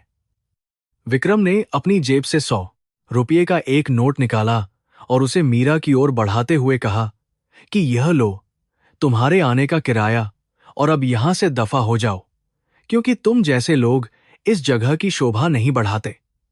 पूरे हॉल में सन्नाटा छा गया और कुछ लोग दबी जुबान में हंसने लगे, जबकि मीरा की आंखों से आंसू छलक पड़े और वह शर्म से जमीन में गड़ गई। अर्जुन से अब और बर्दाश्त नहीं हुआ और उसने अपना गिलास पास की एक मेज पर इतनी जोर से रखा कि कांच के टूटने की आवाज पूरे हॉल में गूंज गई। वह भीड़ को छीरता हुआ मंच की ओर बढ़ा और उसके कदमों की आहट ने वहां मौजूद संगीत को भी फीका कर दिया। उसने मंच पर चढ़कर विक्रम के हाथ से माइक छीन लिया और उसकी आंखों में देखते हुए कहा कि मिस्टर सिंघानिया, आप शायद भूल रहे हैं कि अमीरी बैंक बैलेंस से नहीं बल्कि संस्कारों से आती है। अर्जुन ने विक्रम की ओर वह 100 का नोट वापस फेंकते हुए कहा कि जिस तरह आप एक महिला और एक गुरु का अपमान कर रहे हैं, वह बताता है कि आप मानसिक रूप से कितने दिवालिया हो चुके हैं। उसने कहा कि यह शिक्षिका यहां अपने लिए नहीं बल्कि आपके बच्चों के भविष्य के लिए भीख मांगने आई थी, जिसे आपने अपने भ्रष्टाचार से बर्बाद कर दिया है। विक्रम का चेहरा गुस्से से लाल हो गया और उसने चिल्लाकर कहा कि तुम्हारी हिम्मत कैसे हुई मेरे मेहमानों के सामने मुझे पाठ पढ़ाने की? तुम सिर्फ एक आर्किटेक्ट हो, मेरे नौकर। अर्जुन ने बहुत ही शांत और गंभीर आवाज में जवाब दिया कि हां, मैं एक आर्किटेक्ट हूं और मेरा काम कमजोर ढांचों को गिराना और मजबूत नींव रखना है, चाहे वह इमारत हो या इंसान का चरित्र। उसने भीड़ की ओर मुड़कर कहा कि आप लोग जो यहां महंगे कपड़े पहनकर खड़े हैं, क्या आप में से किसी ने कभी यह जानने की कोशिश की कि जिस स्कूल में आपके बच्चे पढ़ते हैं उसकी छत कभी भी गिर सकती है?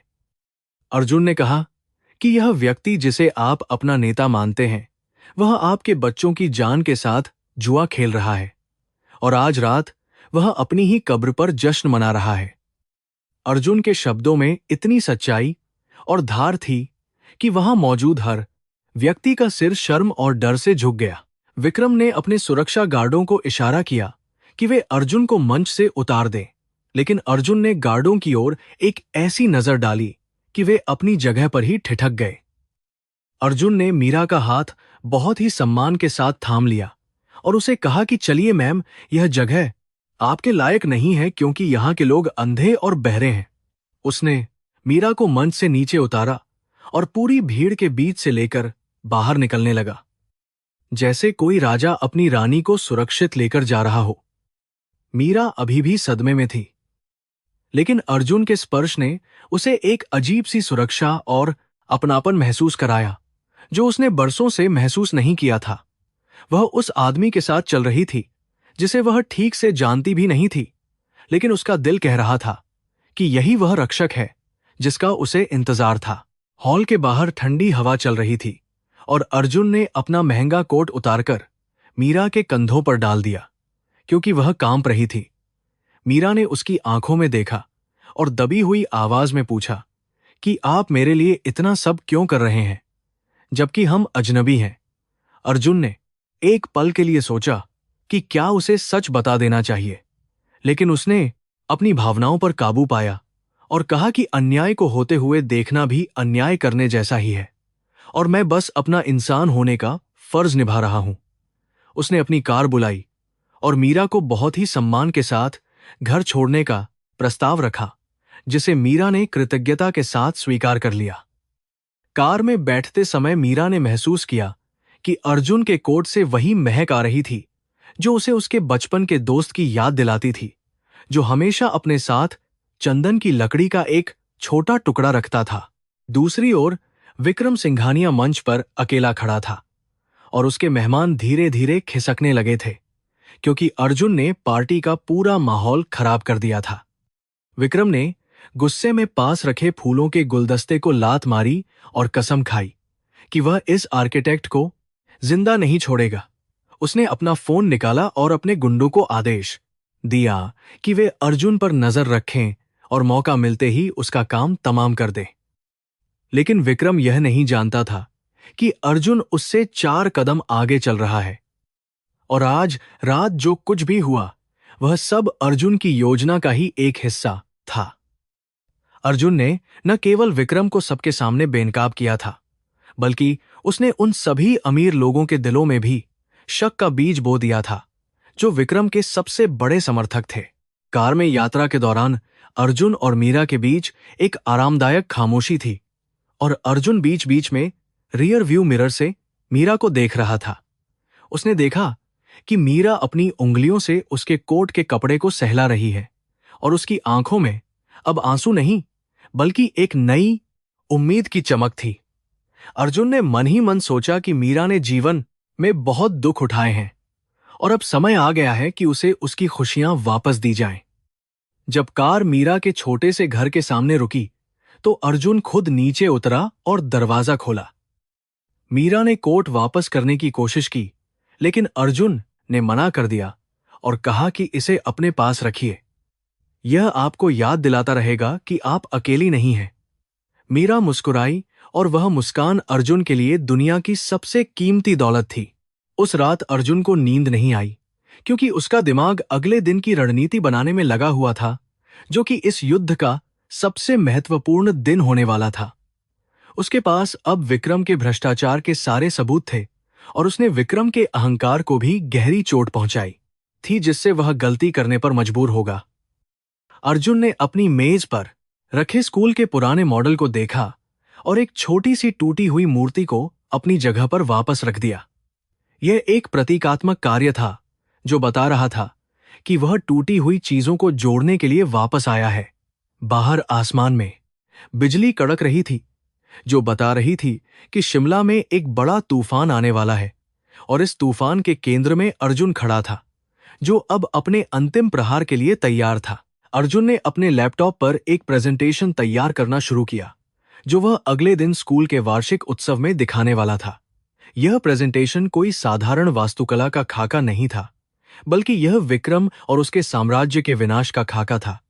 उसने हर अक्सलखाना खा स्लाइड में विक्रम के काले कारनामों का कच्चा चिट्ठा तस्वीरों और आंकड़ों के साथ पिरोया था। वह जानता था कि कल जब वह मंच पर चढ़ेगा तो वह केवल एक आर्किटेक्ट नहीं होगा, बल्कि वह न्याय का देवता होगा। उसने घड़ी देखी और पाया कि सुबह के 3 बज चुके हैं, लेकिन उसकी आंखों में नींद का नामोनिशान नहीं था। 15 साल का इंतजार अब खत्म होने वाला था, और कल का सूरज एक नए युग की शुरुआत लेकर आएगा। सेंट रीजेंसी स्कूल का विशाल सभागार आज अपनी पूरी भव्यता के साथ सजा हुआ था, और हर कोने से अमीर और प्रभावशाली लोगों की खुशबू आ रही थी, जो इस वार्षिक उत्सव का हिस्सा बनने आए थे। छत से लटकते हुए बड़े बड़े क्रिस्टल झूमर अपनी रोशनी से हॉल को नहला रहे थे, और मखमली पर्दों के पीछे छिपी दीवारें उन रहस्यों को दबाए हुए थीं जो आज खुलने वाले थे। स्कूल के ट्रस्टी और शहर के गणमान्य नागरिक अगली कतारों में बैठे थे, और उनके चेहरे पर एक बनावटी गर्व था, जैसे उन्होंने शिक्षा के क्षेत्र में कोई बहुत बड़ा तीर मार लिया हो। विक्रम सिंघानिया मंच के ठीक सामने वाली विशेष सीट पर बैठा था, और वह बार बार अपनी घड़ी देख रहा था, क्योंकि आज का दिन उसके लिए बहुत महत्वपूर्ण था। उसे उम्मीद थी कि आज मिस्टर एवी स्कूल के नए और आधुनिक डिजाइन को सबके सामने प्रस्तुत करेंगे, जिससे स्कूल की साख और उसकी जेब दोनों भर जाएंगी। विक्रम ने कल रात की घटना को अपने दिमाग से झटक दिया था, क्योंकि उसे लगता था कि पैसे के दम पर वह किसी का भी मुंह बंद कर सकता है, और अर्जुन भी अंततः एक व्यवसायी ही है। सभागार के पिछले हिस्से में, जहां रोशनी थोड़ी कम थी, मीरा और अन्य शिक्षक चुपचाप बैठे थे, जिन्हें आज के कार्यक्रम में केवल भीड़ बढ़ाने के लिए बुलाया गया था। मीरा की नजरें बार बार मंच पर टिक जाती थीं और उसका दिल एक अजीब सी बेचैनी महसूस कर रहा था, जो उसे आने वाले तूफान का संकेत दे रही थी। उसने वही शॉल ओढ़ रखी थी जो कल रात अर्जुन ने उसे दी थी, और उस शॉल की गर्माहट उसे एक सुरक्षा का एहसास दिला रही थी। मीरा सोच रही थी कि क्या वह रहस्यमयी आर्किटेक्ट आज सच में स्कूल की काया पलट करने वाला है, या फिर उसकी योजना कुछ और ही है जो किसी को समझ नहीं आ रही। आसपास बैठे शिक्षक कानाफूसी कर रहे थे कि आज कुछ बड़ा होने वाला है, क्योंकि स्कूल के इतिहास में पहली बार किसी बाहरी व्यक्ति को मुख्य प्रस्तुति देने के लिए बुलाया गया था। हवा में एक तनावपूर्ण शांति थी, जो किसी बड़े विस्फोट से पहले की खामोशी जैसी लग रही थी, और हर कोई सांस रोककर पर्दा उठने का इंतजार कर रहा था। कार्यक्रम की शुरुआत प्रधानाचार्य के उबाऊ भाषण से हुई, जिसमें उन्होंने स्कूल की झूठी उपलब्धियों का बखान किया और विक्रम सिंघानिया की झूठी तारीफों के पुल बांधे। उन्होंने कहा कि सिंघानिया परिवार के नेतृत्व में स्कूल ने ऊंचाइयों को छू लिया है और हम अपने छात्रों को विश्व स्तरीय सुविधाएं प्रदान करने के लिए प्रतिबद्ध हैं। यह सुनना किसी व्यंग्य से कम नहीं था, क्योंकि हॉल में बैठे कई छात्र जानते थे कि प्रयोगशालाओं में उपकरण नहीं है और पुस्तकालय में किताबें दीमक खा रही हैं। जब प्रधानाचार्य का भाषण खत्म हुआ, तो विक्रम ने मंच पर जाकर अपना छोटा सा भाषण दिया और बड़े गर्व के साथ मिस्टर ए.वी. को मंच पर आमंत्रित किया। विक्रम ने कहा कि अब मैं उस जादूगर को बुलाना चाहूंगा जो हमारे सपनों को हकीकत में बदलने वाला है और जिसके हाथों में इस स्कूल का भविष्य सुरक्षित है। तालियों की गड़गड़ाहट के बीच हॉल की बत्तियां धीमी हो गईं और मंच पर एक स्पॉटलाइट जली जो सीधे प्रवेश द्वार पर पड़ी। अर्जुन वर्मा ने बहुत ही सधे हुए कदमों के साथ मंच पर प्रवेश किया और उसके हाथ में एक चौकोर वस्तु थी जो लाल मखमल के कपड़े से ढकी हुई थी। उसने आज एक गहरा नीला सूट पहना था और उसका व्यक्तित्व इतना प्रभावशाली था कि उसके मंच पर आते ही पूरा हॉल एकदम शांत हो गया। अर्जुन ने पोडियम पर अपनी जगह ली और उसने उस ढकी हुई वस्तु को बहुत ही सावधानी से अपने सामने मेज पर रख दिया, जैसे वह कोई बेशकीमती हीरा हो।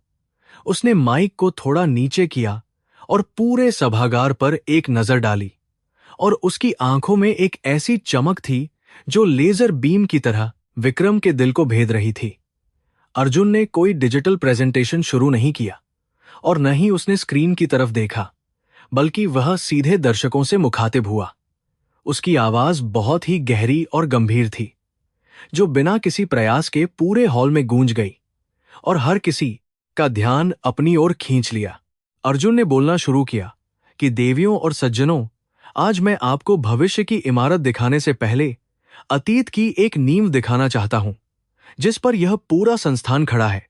उसने कहा कि हम अक्सर दीवारों और छतों की बात करते हैं, लेकिन हम भूल जाते हैं कि अगर नींव में दरार हो तो सबसे खूबसूरत महल भी एक दिन मलबे का ढेर बन जाता है। उसने अपनी बात जारी रखते हुए कहा कि 15 साल पहले इसी सभागार में एक घटना हुई थी, जिसे शायद आप लोग भूल चुके होंगे, लेकिन वह घटना इस स्कूल की असली नींव है। विक्रम की मुस्कान धीरे धीरे गायब होने लगी और उसके माथे पर पसीने की बूंदें उभरने लगीं, क्योंकि उसे समझ नहीं आ रहा था कि अर्जुन किस बारे में बात कर रहा है। हॉल में बैठे लोग एक दूसरे को देखने लगे और सोचने लगे कि क्या यह भाषण वास्तुकला के बारे में है या किसी और चीज के बारे में। अर्जुन ने धीरे से अपना हाथ बढ़ाया और उस लाल मखमल के कपड़े को उस वस्तु के ऊपर से हटा दिया जिसे वह अपने साथ लाया था। जैसे ही कपड़ा हटा, वहां मौजूद हर व्यक्ति की सांस अटक गई और पूरे हॉल में एक सन्नाटा छा गया, जो किसी कब्रिस्तान की शांति जैसा था। वह कोई चमचमाता हुआ आर्किटेक्चरल मॉडल नहीं था, बल्कि वह कांच के एक बक्से में रखी हुई जूतों की एक पुरानी और फटी हुई जोड़ी थी। वे जूते इतने घिसे हुए थे कि उनका तलवा अलग हो चुका था और उनका रंग काला से भूरा हो गया था, जो सालों की धूल और अपमान की गवाही दे रहा था। ये वही जूतों की जोड़ी थी जिसे पहनकर अर्जुन को इसी मंच से अपमानित करके निकाला गया था और जिसे उसने 15 सालों तक अपनी अलमारी में संभाल कर रखा था। अमीर मेहमान नाक सिकोड़ने लगे और यह सोचने लगे कि एक अंतर्राष्ट्रीय आर्किटेक्ट मंच पर कचरा क्यों दिखा रहा है। अर्जुन ने उन जूतों की ओर इशारा करते हुए कहा कि ये जूते किसी साधारण मोची की दुकान से नहीं आए हैं, बल्कि ये उस संघर्ष और अपमान के प्रतीक हैं जिसे एक गरीब छात्र ने इस स्कूल में सहा था। उसने कहानी सुनानी शुरू की कि कैसे एक लड़का जिसके पास पहनने के लिए ढंग के कपड़े नहीं थे, वह अपनी बुद्धिमानी के दम पर यहां आया था। उसने बताया कि कैसे उसे रोज उसके कपड़ों और उसकी गरीबी के लिए चिढ़ाया जाता था और कैसे स्कूल प्रशासन ने उसे बचाने के बजाय उसका मजाक उड़ाया। अर्जुन की आवाज में दर्द और क्रोध का ऐसा मिश्रण था कि पत्थर दिल इंसान भी पिघल जाए। उसने उस दिन का जिक्र किया जब उसे स्टूडेंट ऑफ द ईयर का पुरस्कार मिलने वाला था, लेकिन उसे धक्के मारकर मंच से उतार दिया गया सिर्फ इसलिए क्योंकि उसका जूता फट गया था। विक्रम सिंघानिया अब अपनी सीट पर जम गया था और उसका चेहरा सफेद पड़ चुका था, जैसे उसने कोई भूत देख लिया हो।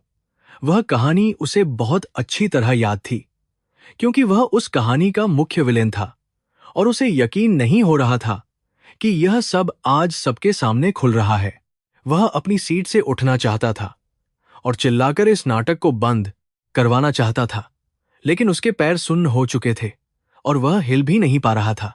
मीडिया के कैमरे अब अर्जुन और उन फटे हुए जूतों पर फोकस कर रहे थे और पूरा दृश्य लाइव प्रसारित हो रहा था। अर्जुन ने विक्रम की ओर देखा और कहा कि उस दिन एक अमीर छात्र ने जानबूझकर उस गरीब लड़के के जूते पर पैर रखा था ताकि वह सबके सामने गिर जाए और तमाशा बन जाए। मीरा अपनी सीट पर बैठी कांप रही थी और उसकी आंखों से आंसू बह रहे थे, क्योंकि उसे अब धीरे धीरे सब कुछ समझ आ रहा था। वह फटे हुए जूते उसे याद थे और वह लड़का भी याद था जिसे उसने गोंद खरीद कर दिया था। वह अपने मुंह पर हाथ रखकर सिसक रही थी और सोच रही थी कि क्या यह संभव है कि वह लड़का वापस आ गया है। अर्जुन ने अपनी बात जारी रखते हुए कहा कि उस लड़के को स्कूल से निकाल दिया गया और उसे एक अपराधी की तरह गेट के बाहर फेंक दिया गया। उसने कहा कि उस रात उस लड़के ने कसम खाई थी कि वह वापस आएगा, लेकिन इस बार वह दया की भीख मांगने नहीं बल्कि इंसाफ मांगने आएगा। अर्जुन की आवाज अब और भी बुलंद हो गई थी और वह पूरे सभागार में गूंज रही थी जैसे कोई शेर दहाड़ रहा हो। अर्जुन ने एक लंबी सांस ली और अपने चेहरे से वह काला चश्मा हटा दिया जो उसने पिछले कुछ दिनों से पहन रखा था।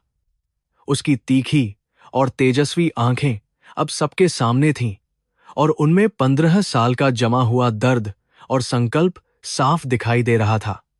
उसने माइक को कसकर पकड़ा और बहुत ही स्पष्ट शब्दों में कहा कि वह गरीब और लाचार लड़का कोई और नहीं बल्कि मैं हूं। उसने कहा कि मेरा नाम मिस्टर एवी नहीं है, मेरा असली नाम अर्जुन वर्मा है और मैं वही छात्र हूं जिसे आपने 15 साल पहले इसी मंच से अयोग्य घोषित किया था। यह खुलासा होते ही पूरे हॉल में जैसे बिजली गिर गई हो और लोग अपनी कुर्सियों से खड़े हो गए। सन्नाटा अब शोर में बदल गया और हर कोई आश्चर्यचकित होकर उस व्यक्ति को देख रहा था जो अब एक किंवदंती बन चुका था। विक्रम के मुंह से एक चीख निकलना बाकी रह गई थी और वह बुरी तरह से कांपने लगा था, क्योंकि उसे अपनी आंखों पर विश्वास नहीं हो रहा था। जिस व्यक्ति को उसने काम पर रखा था और जिसे उसने रिश्वत देने की कोशिश की थी, वह उसका सबसे पुराना और सबसे खतरनाक दुश्मन निकला। विक्रम को लगा कि दीवारें उस पर गिर रही हैं और उसका दम घुट रहा है। प्रधानाचार्य भी पसीने से तरबतर हो गए थे और वे समझ नहीं पा रहे थे कि अब क्या करें, क्योंकि उन्होंने ही अर्जुन के निष्कासन पत्र पर हस्ताक्षर किए थे। अर्जुन ने सबकी प्रतिक्रियाओं का आनंद लिया और मंच पर एक विजेता की तरह खड़ा रहा। उसकी मुद्रा बता रही थी कि आज बाजी पलट चुकी है और अब नियम उसके हैं। अर्जुन ने भीड़ को शांत होने का इशारा किया और कहा कि मैं आज यहां कोई इमारत बनाने नहीं आया हूं, बल्कि मैं उन दीमकों को साफ करने आया हूं जिन्होंने इस शिक्षा के मंदिर को खोखला कर दिया है। उसने कहा कि यह फटे हुए जूते आपकी अमीरी और आपके अहंकार के मुंह पर एक तमाचा है। अर्जुन ने कहा कि आप लोगों ने सोचा था कि आप पैसे के दम पर किसी का भविष्य खरीद सकते हैं या किसी के सपनों को कुचल सकते हैं, लेकिन आप भूल गए कि समय का पहिया हमेशा घूमता है। आज मैं उस जगह खड़ा हूं जहां से मुझे निकाला गया था, और आज आप लोग वहां बैठे हैं जहां से आपको मेरी बात सुननी पड़ रही है। यह केवल मेरी जीत नहीं है, बल्कि यह हर उस गरीब छात्र की जीत है जिसे आपने नीचा दिखाया है। मीरा अब अपनी जगह से उठकर गलियारे में आ गई थी और वह अर्जुन को एकटक देख रही थी, जैसे वह किसी देवता के दर्शन कर रही हो। उसे गर्व महसूस हो रहा था कि वह अर्जुन को जानती थी और उसने उसके बुरे वक्त में उसका साथ दिया था।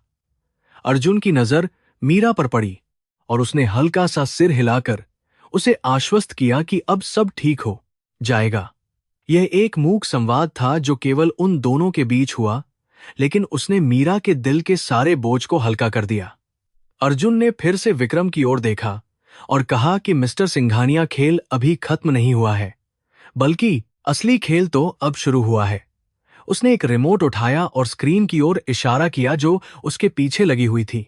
अर्जुन ने कहा कि मैंने 15 साल पहले जो अपमान सहा था वह एक व्यक्तिगत मामला था, लेकिन आज मैं जो दिखाने जा रहा हूं वह एक सार्वजनिक अपराध है।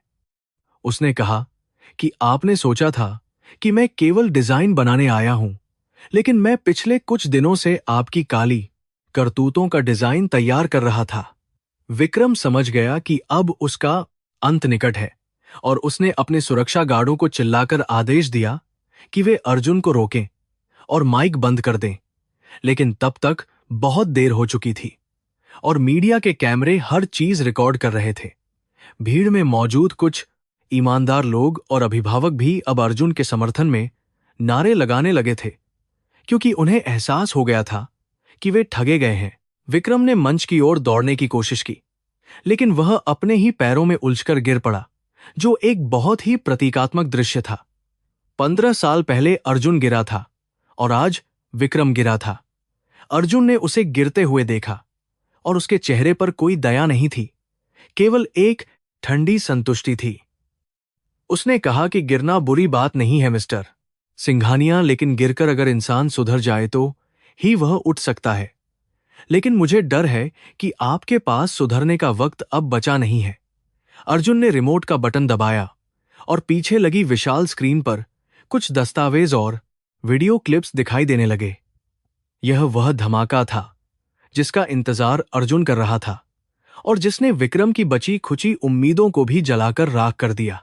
सभागार में अब पूरी तरह से अराजकता का माहौल था, लेकिन अर्जुन अपनी जगह पर अड़िग खड़ा था, जैसे तूफान के बीच एक प्रकाश स्तंभ। वह फटे हुए जूते अब कांच के बक्से में किसी ट्रॉफी की तरह चमक रहे थे और वे बता रहे थे कि इंसान की पहचान उसके जूतों से नहीं, बल्कि उसके कदमों की मजबूती से होती है। अर्जुन ने महसूस किया कि उसके कंधे से एक बहुत भारी बोझ उतर गया है और वह अब खुलकर सांस ले सकता है। उसने अपनी मां को याद किया, जो आज इस दुनिया में नहीं थी, लेकिन जिनका आशीर्वाद उसके साथ था। यह पल केवल बदले का नहीं था, बल्कि यह आत्मसम्मान की पुनर्प्राप्ति का पल था। अब अर्जुन की नजरें स्क्रीन से हटकर दर्शकों पर थीं, जो स्तब्ध होकर स्क्रीन पर चल रहे सबूतों को देख रहे थे। विक्रम के समर्थक और चापलूस धीरे धीरे उससे दूर खिसकने लगे थे, क्योंकि डूबते जहाज पर कोई नहीं रहना चाहता। अर्जुन ने माइक पर अंतिम चेतावनी देते हुए कहा कि सत्य परेशान हो सकता है, लेकिन पराजित नहीं, और आज सत्य ने अपने जूते पहन लिए हैं। उसने मंच से नीचे उतरने की कोई जल्दी नहीं दिखाई और वह चाहता था कि यह दृश्य हर किसी की याददाश्त में हमेशा के लिए छप जाए। यह स्कूल के इतिहास का सबसे काला और सबसे उज्जवल दिन था। एक साथ अर्जुन के पीछे लगी विशाल स्क्रीन पर अब वो दस्तावेज और वीडियो क्लिप्स चल रहे थे जो पिछले कई दिनों की मेहनत और जासूसी का परिणाम थे, और जिन्होंने हॉल में बैठे हर शख्स की सांसें रोक दी थीं। स्क्रीन पर बैंक के गुप्त खातों के विवरण थे, जिनमें दिखाया गया था कि स्कूल के फंड का एक बड़ा हिस्सा सीधे विक्रम सिंघानिया के निजी विदेशी खातों में ट्रांसफर किया गया है। इसके अलावा वहां स्ट्रक्चरल सेफ्टी ऑडिट की वो असली रिपोर्ट भी थी जिसे विक्रम ने दबा दिया था, और जिसमें साफ लिखा था कि स्कूल की मुख्य इमारत भूकंप के एक छोटे से झटके को भी नहीं झेल सकती। दर्शकों में बैठे माता पिता के चेहरों पर अब अविश्वास की जगह खौफ और गुस्से ने ले ली थी, क्योंकि उन्हें एहसास हो गया था कि वे अपने बच्चों को शिक्षा के लिए नहीं बल्कि मौत के मुंह में भेज रहे थे।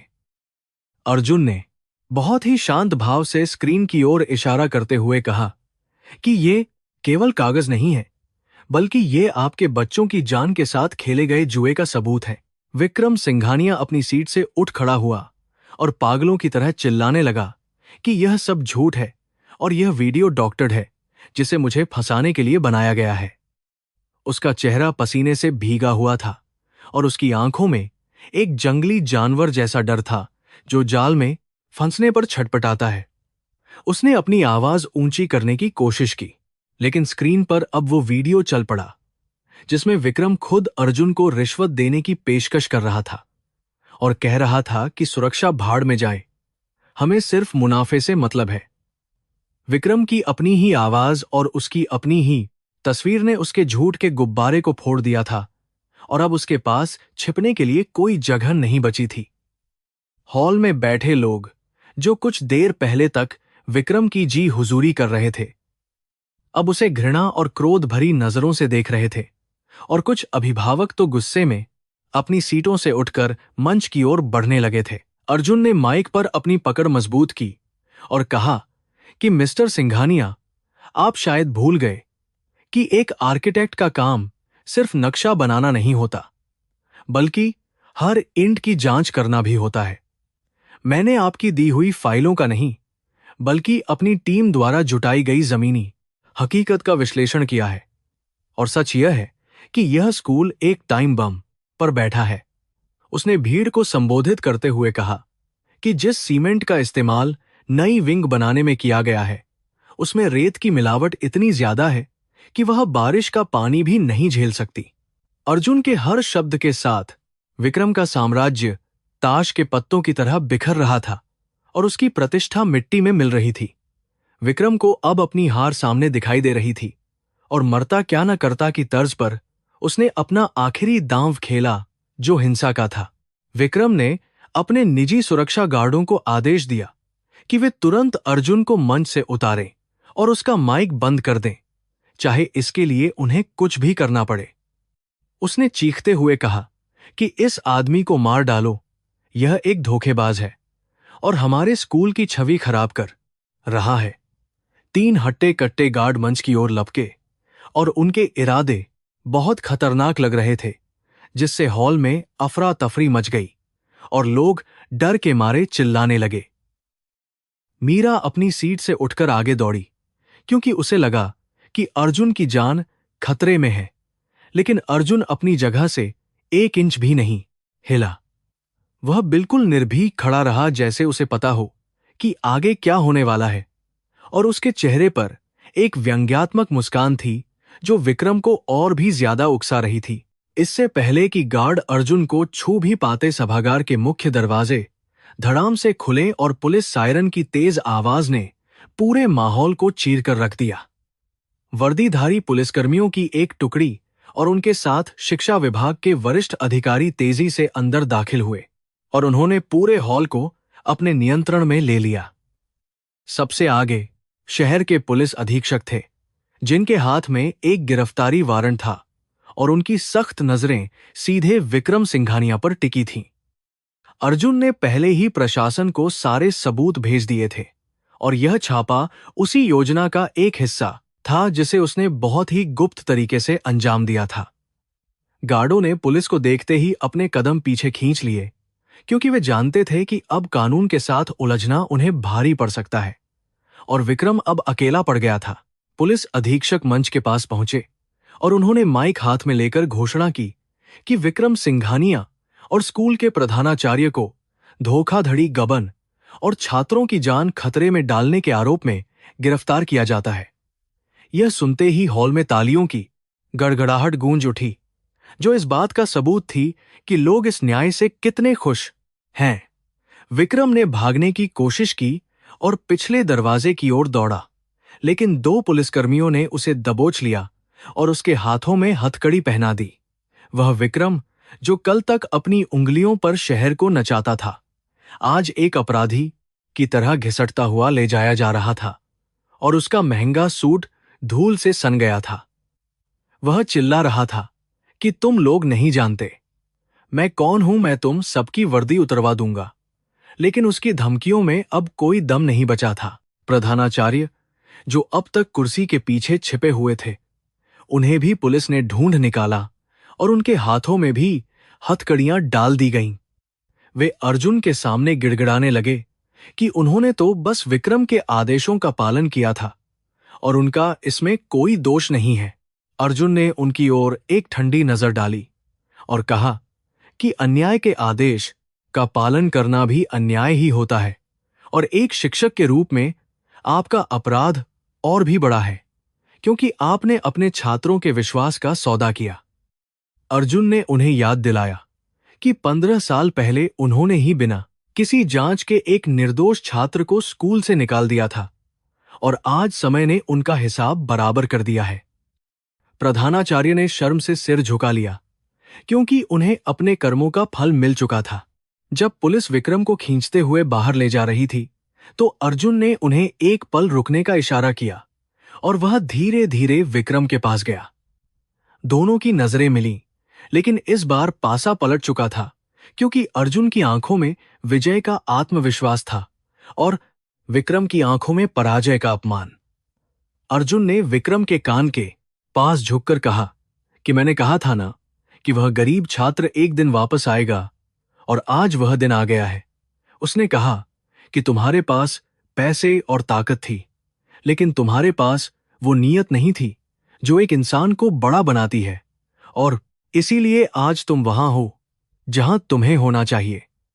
विक्रम कुछ बोल नहीं पाया और केवल गुस्से से घूरता रहा, क्योंकि उसका गला सूख चुका था और उसका अहंकार चकनाचूर हो चुका था। पुलिस विक्रम और प्रधानाचार्य को लेकर बाहर चली गई और उनके पीछे मीडिया का हुजूम भी दौड़ पड़ा, जो इस ब्रेकिंग न्यूज को कवर करने के लिए उतावला था। सभागार में अब केवल अभिभावक, शिक्षक और छात्र बचे थे, जो अभी भी इस नाटकीय घटनाक्रम से उबरने की कोशिश कर रहे थे। अर्जुन ने मंच पर रखे उन फटे हुए जूतों को वापस अपने हाथ में उठाया और उन्हें बहुत प्यार से देखा, जैसे वे कोई पवित्र वस्तु हों। उसने माइक पर अंतिम बार बोलते हुए कहा कि आज यह स्कूल एक झूठी नींव से मुक्त हो गया है और अब हम इसे सच और ईमानदारी की नई नींव पर खड़ा करेंगे। उसने अभिभावकों से वादा किया कि वह अपनी देखरेख में इस स्कूल का पुनर्निर्माण करेगा और यह सुनिश्चित करेगा कि यहां पढ़ने वाला हर बच्चा सुरक्षित महसूस करे। भीड़ ने खड़े होकर अर्जुन का अभिवादन किया और हॉल एक बार फिर तालियों से गूंज उठा, लेकिन इस बार यह तालियां किसी डर या दबाव में नहीं, बल्कि दिल से बजाई जा रही थीं। रोहन और उसके जैसे कई छात्र, जो अक्सर डरे सहमे रहते थे, आज उनकी आंखों में एक नई चमक थी, क्योंकि उन्होंने देखा था कि बुराई चाहे कितनी भी ताकतवर क्यों न हो, अच्छाई के सामने उसे झुकना ही पड़ता है। अर्जुन ने मंच से नीचे उतरकर भीड़ का अभिवादन स्वीकार किया, लेकिन उसकी नजरें मीरा को ढूंढ रही थीं, जो एक खंभे के पास खड़ी होकर उसे देख रही थी। अर्जुन भीड़ को चीरता हुआ मीरा के पास पहुंचा और वहां मौजूद शोरगुल अचानक धीमा पड़ गया, क्योंकि हर कोई इस रियल लाइफ हीरो को करीब से देखना चाहता था। मीरा की आंखों में आंसू थे, लेकिन इस बार ये खुशी और गर्व के आंसू थे, और वह अर्जुन से कुछ कहना चाहती थी, लेकिन उसका गला भर आया था। अर्जुन ने मुस्कुराते हुए कहा कि क्या अब भी आप मुझे पहचान नहीं पा रही, या 15 साल ने मेरा चेहरा इतना बदल दिया है? मीरा ने कांपती हुई आवाज में कहा कि चेहरा बदल सकता है, लेकिन आंखों की वो सच्चाई नहीं बदलती, और मैंने तुम्हें उसी दिन पहचान लिया था जब तुमने रोहन को बचाया था। उसने कहा कि मुझे यकीन था कि भगवान के घर देर है, अंधेर नहीं, और आज तुमने साबित कर दिया कि एक सच्चा इंसान अकेले भी पूरी दुनिया को बदल सकता है। अर्जुन ने मीरा के पैर छुए, जो एक बहुत ही भावुक क्षण था, क्योंकि इतने बड़े आदमी का एक साधारण शिक्षिका के पैर छूना भारतीय संस्कारों की सबसे खूबसूरत तस्वीर थी। अर्जुन ने मीरा से कहा कि अब आपको डरने की जरूरत नहीं है, क्योंकि स्कूल का प्रबंधन अब बदल जाएगा और आपकी जैसी ईमानदार शिक्षिकाओं को वह सम्मान मिलेगा जिसकी आप हकदार हैं। उसने कहा कि मैं चाहता हूं कि आप नए स्कूल बोर्ड का हिस्सा बने और ये सुनिश्चित करें कि भविष्य में किसी भी छात्र के साथ वह न हो जो मेरे साथ हुआ था। मीरा ने सिर हिलाकर अपनी सहमति दी और उसके चेहरे पर एक आत्मविश्वास लौट आया जो सालों से कहीं खो गया था। वहां मौजूद अन्य शिक्षकों ने भी अर्जुन को घेर लिया और अपनी गलतियों के लिए माफी मांगी कि वे उस समय चुप रहे थे जब अर्जुन को निकाला गया था। अर्जुन ने बड़े दिल का परिचय देते हुए कहा कि जो बीत गया वह बीत गया, अब हमें मिलकर एक नए भविष्य का निर्माण करना है। बाहर निकलते समय अर्जुन ने देखा कि आसमान साफ हो चुका है और सूरज बादलों के बीच से निकलकर चमक रहा है, जो एक नई शुरुआत का संकेत था। स्कूल के प्रांगण में पुलिस की गाड़ियां जा चुकी थीं और छात्रों के चेहरों पर एक आजादी का भाव था, जैसे वे किसी जेल से रिहा हुए हों। अर्जुन अपनी कार के पास पहुंचा और उसने एक गहरी सांस ली, जिसमें शिमला की ताजी हवा के साथ साथ जीत की सुगंध भी मिली हुई थी। उसने अपने ड्राइवर से कहा कि हमें अभी वापस होटल नहीं जाना है, बल्कि मुझे उस जगह जाना है जहां मैं बचपन में रहता था। वह अपनी जड़ों को एक बार फिर से देखना चाहता था, जिसने उसे इतना मजबूत बनाया था। रास्ते में अर्जुन ने सोचा कि आज का दिन उसके जीवन का सबसे महत्वपूर्ण दिन था, लेकिन यह अंत नहीं है, बल्कि एक नई जिम्मेदारी की शुरुआत है। उसने विक्रम को जेल भेजकर अपना बदला पूरा कर लिया था, लेकिन उसका असली मिशन तो अब शुरू होगा जब वह इस टूटे हुए स्कूल को फिर से बनाएगा। उसने अपनी जेब से फोन निकाला और अपनी टीम को मैसेज किया कि कल सुबह से ही स्कूल के पुनर्निर्माण का काम शुरू कर दिया जाए और इस बार कोई भी कोताही न बरती जाए। वह चाहता था कि सेंट रीजेंसी स्कूल सिर्फ अमीरों का नहीं, बल्कि काबिलियत का केंद्र बने, और यही उसकी असली जीत होगी। जब वह अपनी पुरानी बस्ती में पहुंचा तो वहां सब कुछ बदल चुका था और उसकी पुरानी झोपड़ी की जगह अब एक पक्की दुकान बन गई थी। लेकिन वह गली वही थी जहां उसने नंगे पैर दौड़ लगाई थी और जहां उसने बड़े सपने देखे थे।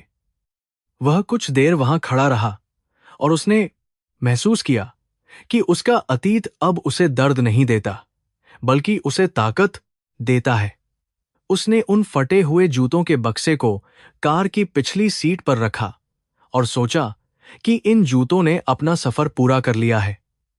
अब उसे नए जूते पहनने की जरूरत नहीं है, क्योंकि उसके पैर अब इतने मजबूत हो चुके हैं कि वे किसी भी रास्ते पर चल सकते हैं।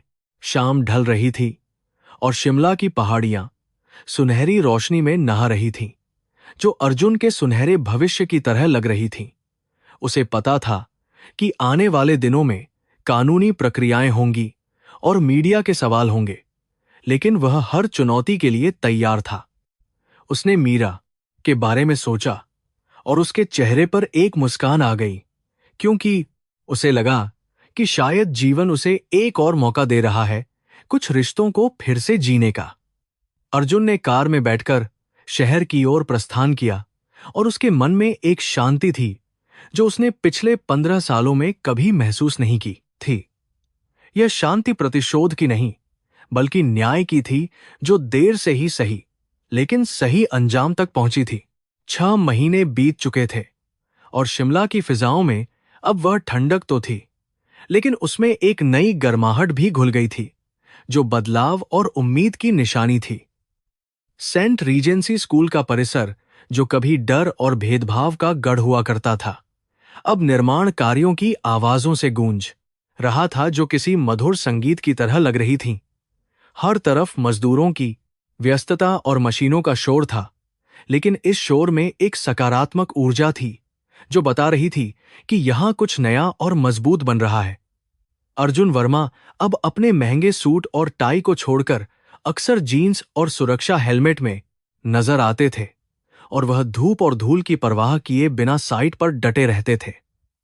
उन्होंने अपनी कंपनी के सबसे बेहतरीन इंजीनियरों को इस काम में लगा दिया था, और उनका सख्त निर्देश था कि गुणवत्ता के साथ 1 इंच का भी समझौता नहीं किया जाएगा।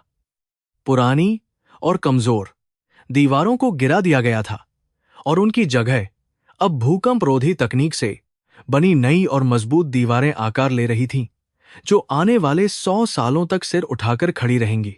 अर्जुन के लिए यह पुनर्निर्माण केवल ईंट और गारे का काम नहीं था, बल्कि यह उस व्यवस्था को बदलने का एक मिशन था जिसने उसे कभी नकारा था। उसने स्कूल की पूरी डिजाइन को बदल दिया था, और अब वहां कोई भी वीआईपी विंग नहीं थी जो अमीर छात्रों को अलग करती हो, बल्कि सभी कक्षाएं और सुविधाएं एक समान थीं। उसने खेल के मैदान को दोगुना बड़ा करवा दिया था, और वहां आधुनिक उपकरण लगवाए थे ताकि हर बच्चे को खेलने का समान अवसर मिले, चाहे वह किसी भी पृष्ठभूमि से आता हो। अर्जुन हर रोज खुद निर्माण सामग्री की जांच करता था और मजदूरों के साथ बैठकर खाना खाता था, जिससे स्कूल के माहौल में एक समानता का संदेश गया था जो शिक्षक और कर्मचारी पहले दबे हुए महसूस करते थे। अब वे खुलकर अपनी राय रख रहे थे और स्कूल के विकास में योगदान दे रहे थे। विक्रम सिंघानिया और उसके साथियों के जाने इसके बाद जैसे स्कूल ने खुली हवा में सांस लेना शुरू कर दिया था, और भ्रष्टाचार का काला धुआं पूरी तरह से छट चुका था। कानूनी कार्रवाई ने भी अपना काम बखूबी किया था, और विक्रम सिंघानिया को धोखाधड़ी और गबन के कई मामलों में दोषी पाया गया था, जिसके चलते उसे लंबी सजा हुई थी। उसकी सारी अवैध संपत्तियों को कुर्क कर लिया गया था, और अदालत के आदेश पर उस पैसे का इस्तेमाल स्कूल के विकास और छात्रों के कल्याण के लिए किया जा रहा था। यह एक काव्यिक न्याय था कि जिस पैसे को विक्रम ने स्कूल से चुराया था, अब वही पैसा उसी स्कूल की नींव को मजबूत करने में लग रहा था। अर्जुन ने सुनिश्चित किया कि पुराने ट्रस्ट को भंग कर दिया जाए और एक नया बोर्ड बनाया जाए जिसमें शिक्षाविदों, समाज सेवकों और अभिभावकों को शामिल किया गया। उसने मीरा को इस नए बोर्ड में एक प्रमुख स्थान दिया और उसे स्कूल की नई प्रधानाचार्य नियुक्त किया गया, क्योंकि अर्जुन जानता था कि मीरा से बेहतर इस पद को कोई नहीं संभाल सकता। मीरा की नियुक्ति ने साबित कर दिया कि अब स्कूल में सिफारिश नहीं बल्कि योग्यता को महत्व दिया जाएगा, और यह संदेश पूरे शहर में आग की तरह फैल गया। मीरा ने प्रधानाचार्य का पद संभालते ही कई क्रांतिकारी बदलाव किए, और सबसे पहले उसने स्कूल की महंगी फीस को कम करवाया ताकि मध्यम और गरीब वर्ग के बच्चे भी यहां पढ़ सकें। उसने शिक्षकों के लिए विशेष प्रशिक्षण कार्यक्रम शुरू किए और पाठ्यक्रम में नैतिक शिक्षा को अनिवार्य कर दिया ताकि बच्चे केवल अच्छे अंक ही न लाएं बल्कि अच्छे इंसान भी बने। मीरा अक्सर अपनी कुर्सी पर बैठकर खिड़की से बाहर देखती थी और उसे यकीन नहीं होता था कि जीवन ने ऐसा अद्भुत मोड़ लिया है। वह अर्जुन की आभारी थी जिसने न केवल स्कूल को बचाया था बल्कि उसे भी उसका खोया हुआ आत्मविश्वास और सम्मान वापस दिलाया था। अब जब वह स्कूल के गलियारों से गुजरती थी तो छात्र उसे डर से नहीं बल्कि आदर से नमस्ते करते थे, और यह बदलाव उसकी आंखों में खुशी के आंसू ले आता था। अर्जुन और मीरा के बीच अब एक गहरा और मूक रिश्ता बन गया था जो शब्दों का मोहताज नहीं था बल्कि एक दूसरे के प्रति सम्मान और विश्वास पर टिका था। एक सुहावनी सुबह अर्जुन ने स्कूल के नए सभागार में एक विशेष कार्यक्रम का आयोजन किया जिसका उद्देश्य एक नई शुरुआत की घोषणा करना था। इस बार मंच पर कोई दिखावा नहीं था और न ही अमीरों की कोई विशेष कतार थी, बल्कि सभी अभिभावक और छात्र एक साथ बैठे थे। अर्जुन ने माइक संभाला और घोषणा की कि आज से स्कूल में एक नई छात्रवृत्ति योजना शुरू की जा रही है जिसका नाम मजबूत कदम रखा गया है। यह छात्रवृत्ति उन होनहार छात्रों के लिए थी जो आर्थिक रूप से कमजोर थे, और इसका पूरा खर्च अर्जुन अपनी निजी कमाई से उठाने वाला था। उसने कहा कि इस योजना के तहत न केवल बच्चों की फीस माफ होगी, बल्कि उन्हें किताबें, कपड़े और जूते भी मुफ्त दिए जाएंगे। अर्जुन ने भावुक होते हुए कहा कि अब इस स्कूल में किसी भी छात्र को फटे हुए जूतों के कारण शर्मिंदा नहीं होना पड़ेगा, और न ही किसी का सपना गरीबी के कारण टूटेगा। इस घोषणा का स्वागत तालियों की जोरदार गड़गड़ाहट से हुआ, और कई गरीब अभिभावकों की आंखों में उम्मीद की चमक आ गई, जो अब तक अपने बच्चों की पढ़ाई को लेकर चिंतित थे। अर्जुन ने मंच पर रोहन को बुलाया, वही लड़का जिसे कुछ महीने पहले उसने बचाया था, और उसे इस छात्रवृत्ति का पहला लाभार्थी घोषित किया। रोहन अब एक आत्मविश्वास से भरा हुआ छात्र लग रहा था, और उसने माइक पर आकर अर्जुन को धन्यवाद दिया और वादा किया कि वह खूब मन लगाकर पढ़ेगा और एक दिन अर्जुन जैसा बनकर दिखाएगा। यह दृश्य देखकर मीरा का दिल भर आया, और उसने महसूस किया कि अर्जुन ने अपने अपमान को एक प्रेरणा में बदल दिया है। अर्जुन ने साबित कर दिया था कि बदला लेने का सबसे अच्छा तरीका यह है कि आप उस व्यवस्था को ही बदल दें जिसने आपको चोट पहुंचाई थी, और दूसरों के लिए रास्ता आसान कर दें। कार्यक्रम के बाद अर्जुन सभी को नवनिर्मित मुख्य भवन के प्रवेश द्वार पर ले गया, जहां एक विशेष चीज का अनावरण होना था। वहां एक कांच का सुंदर शोकेस बनाया गया था, जिसके अंदर वही पुराने और फटे हुए जूते रखे गए थे जो कभी अर्जुन की शर्म का कारण थे। लेकिन आज वे जूते वहां किसी कीमती ट्रॉफी की तरह सजाए गए थे, और उनके नीचे एक सुनहरी पट्टिका लगी थी जिस पर लिखा था कि किसी की पहचान उसके जूतों से नहीं, बल्कि उसके कदमों की दृढ़ता से होती है। अर्जुन ने कहा कि ये जूते यहां हमेशा रहेंगे, ताकि आने वाली पीढ़ियां यह याद रखें कि परिस्थितियां चाहे कितनी भी कठिन क्यों न हो, इंसान को कभी हार नहीं माननी चाहिए। यह स्मारक अब स्कूल का सबसे पवित्र स्थान बन गया था, जहां छात्र आते थे और प्रेरणा लेते थे कि अगर एक गरीब लड़का इन फटे हुए जूतों के साथ यहां तक पहुंच सकता है तो वे भी कुछ भी हासिल कर सकते हैं। शाम ढलने लगी थी और कार्यक्रम समाप्त हो चुका था, और भीड़ धीरे धीरे छंटने लगी थी। लेकिन अर्जुन अभी भी स्कूल के बगीचे में बैठा था। सूर्य की अंतिम किरणें स्कूल की नई इमारत को सुनहरे रंग में रंग रही थीं, और हवा में एक अजीब सी शांति थी जो अर्जुन के मन को सुकून दे रही थी। मीरा उसके पास आई और उसके बगल में बैठ गई, और दोनों ने कुछ देर तक बिना कुछ बोले उस सुंदरता को निहारा। मीरा ने चुप्पी तोड़ते हुए कहा कि तुमने जो किया है वह कोई चमत्कार से कम नहीं है, और तुमने साबित कर दिया है कि एक सच्चा हीरो वह नहीं जो लड़ता है, बल्कि वह है जो निर्माण करता है। अर्जुन ने मुस्कुराते हुए कहा कि यह सब अकेले संभव नहीं था, और तुम्हारी वजह से ही मुझे अपनी पुरानी जड़ों से जुड़ने का मौका मिला। उसने मीरा का हाथ अपने हाथ में लिया और कहा कि अभी तो सफर की शुरुआत हुई है, और हमें साथ मिलकर अभी बहुत दूर जाना है। अर्जुन ने महसूस किया कि उसके दिल में जो 15 साल पुराना बोझ था वह अब पूरी तरह से उतर चुका है, और वह अब अतीत की कड़वाहट से मुक्त हो गया है। उसने उन दिनों को याद किया जब वह रोता हुआ यहां से गया था, लेकिन आज वह एक विजेता की तरह यहां बैठा था, जिसने न केवल अपनी लड़ाई जीती थी, बल्कि दूसरों के लिए भी जीत का रास्ता तैयार किया था। उसने तय किया कि वह अब मुंबई वापस नहीं जाएगा, बल्कि यहीं शिमला में रहकर इस स्कूल और शहर के विकास के लिए काम करेगा। उसने अपनी वास्तुकला की प्रतिभा को अपने लोगों की सेवा में लगाने का फैसला किया, क्योंकि उसे असली खुशी गगनचुंबी इमारतें बनाने में नहीं, बल्कि इन बच्चों के सपनों को बनाने में मिल रही थी। विक्रम सिंघानिया एक बीती हुई बुरी याद बनकर रह गया था, जिसका नाम अब कोई लेना भी पसंद नहीं करता था, जबकि अर्जुन का नाम हर जुबान पर सम्मान के साथ था। स्कूल की घंटी बजी और कुछ बच्चे खेलते हुए वहां से गुजरे, और उन्होंने अर्जुन को देखकर हाथ हिलाया और मुस्कुराए।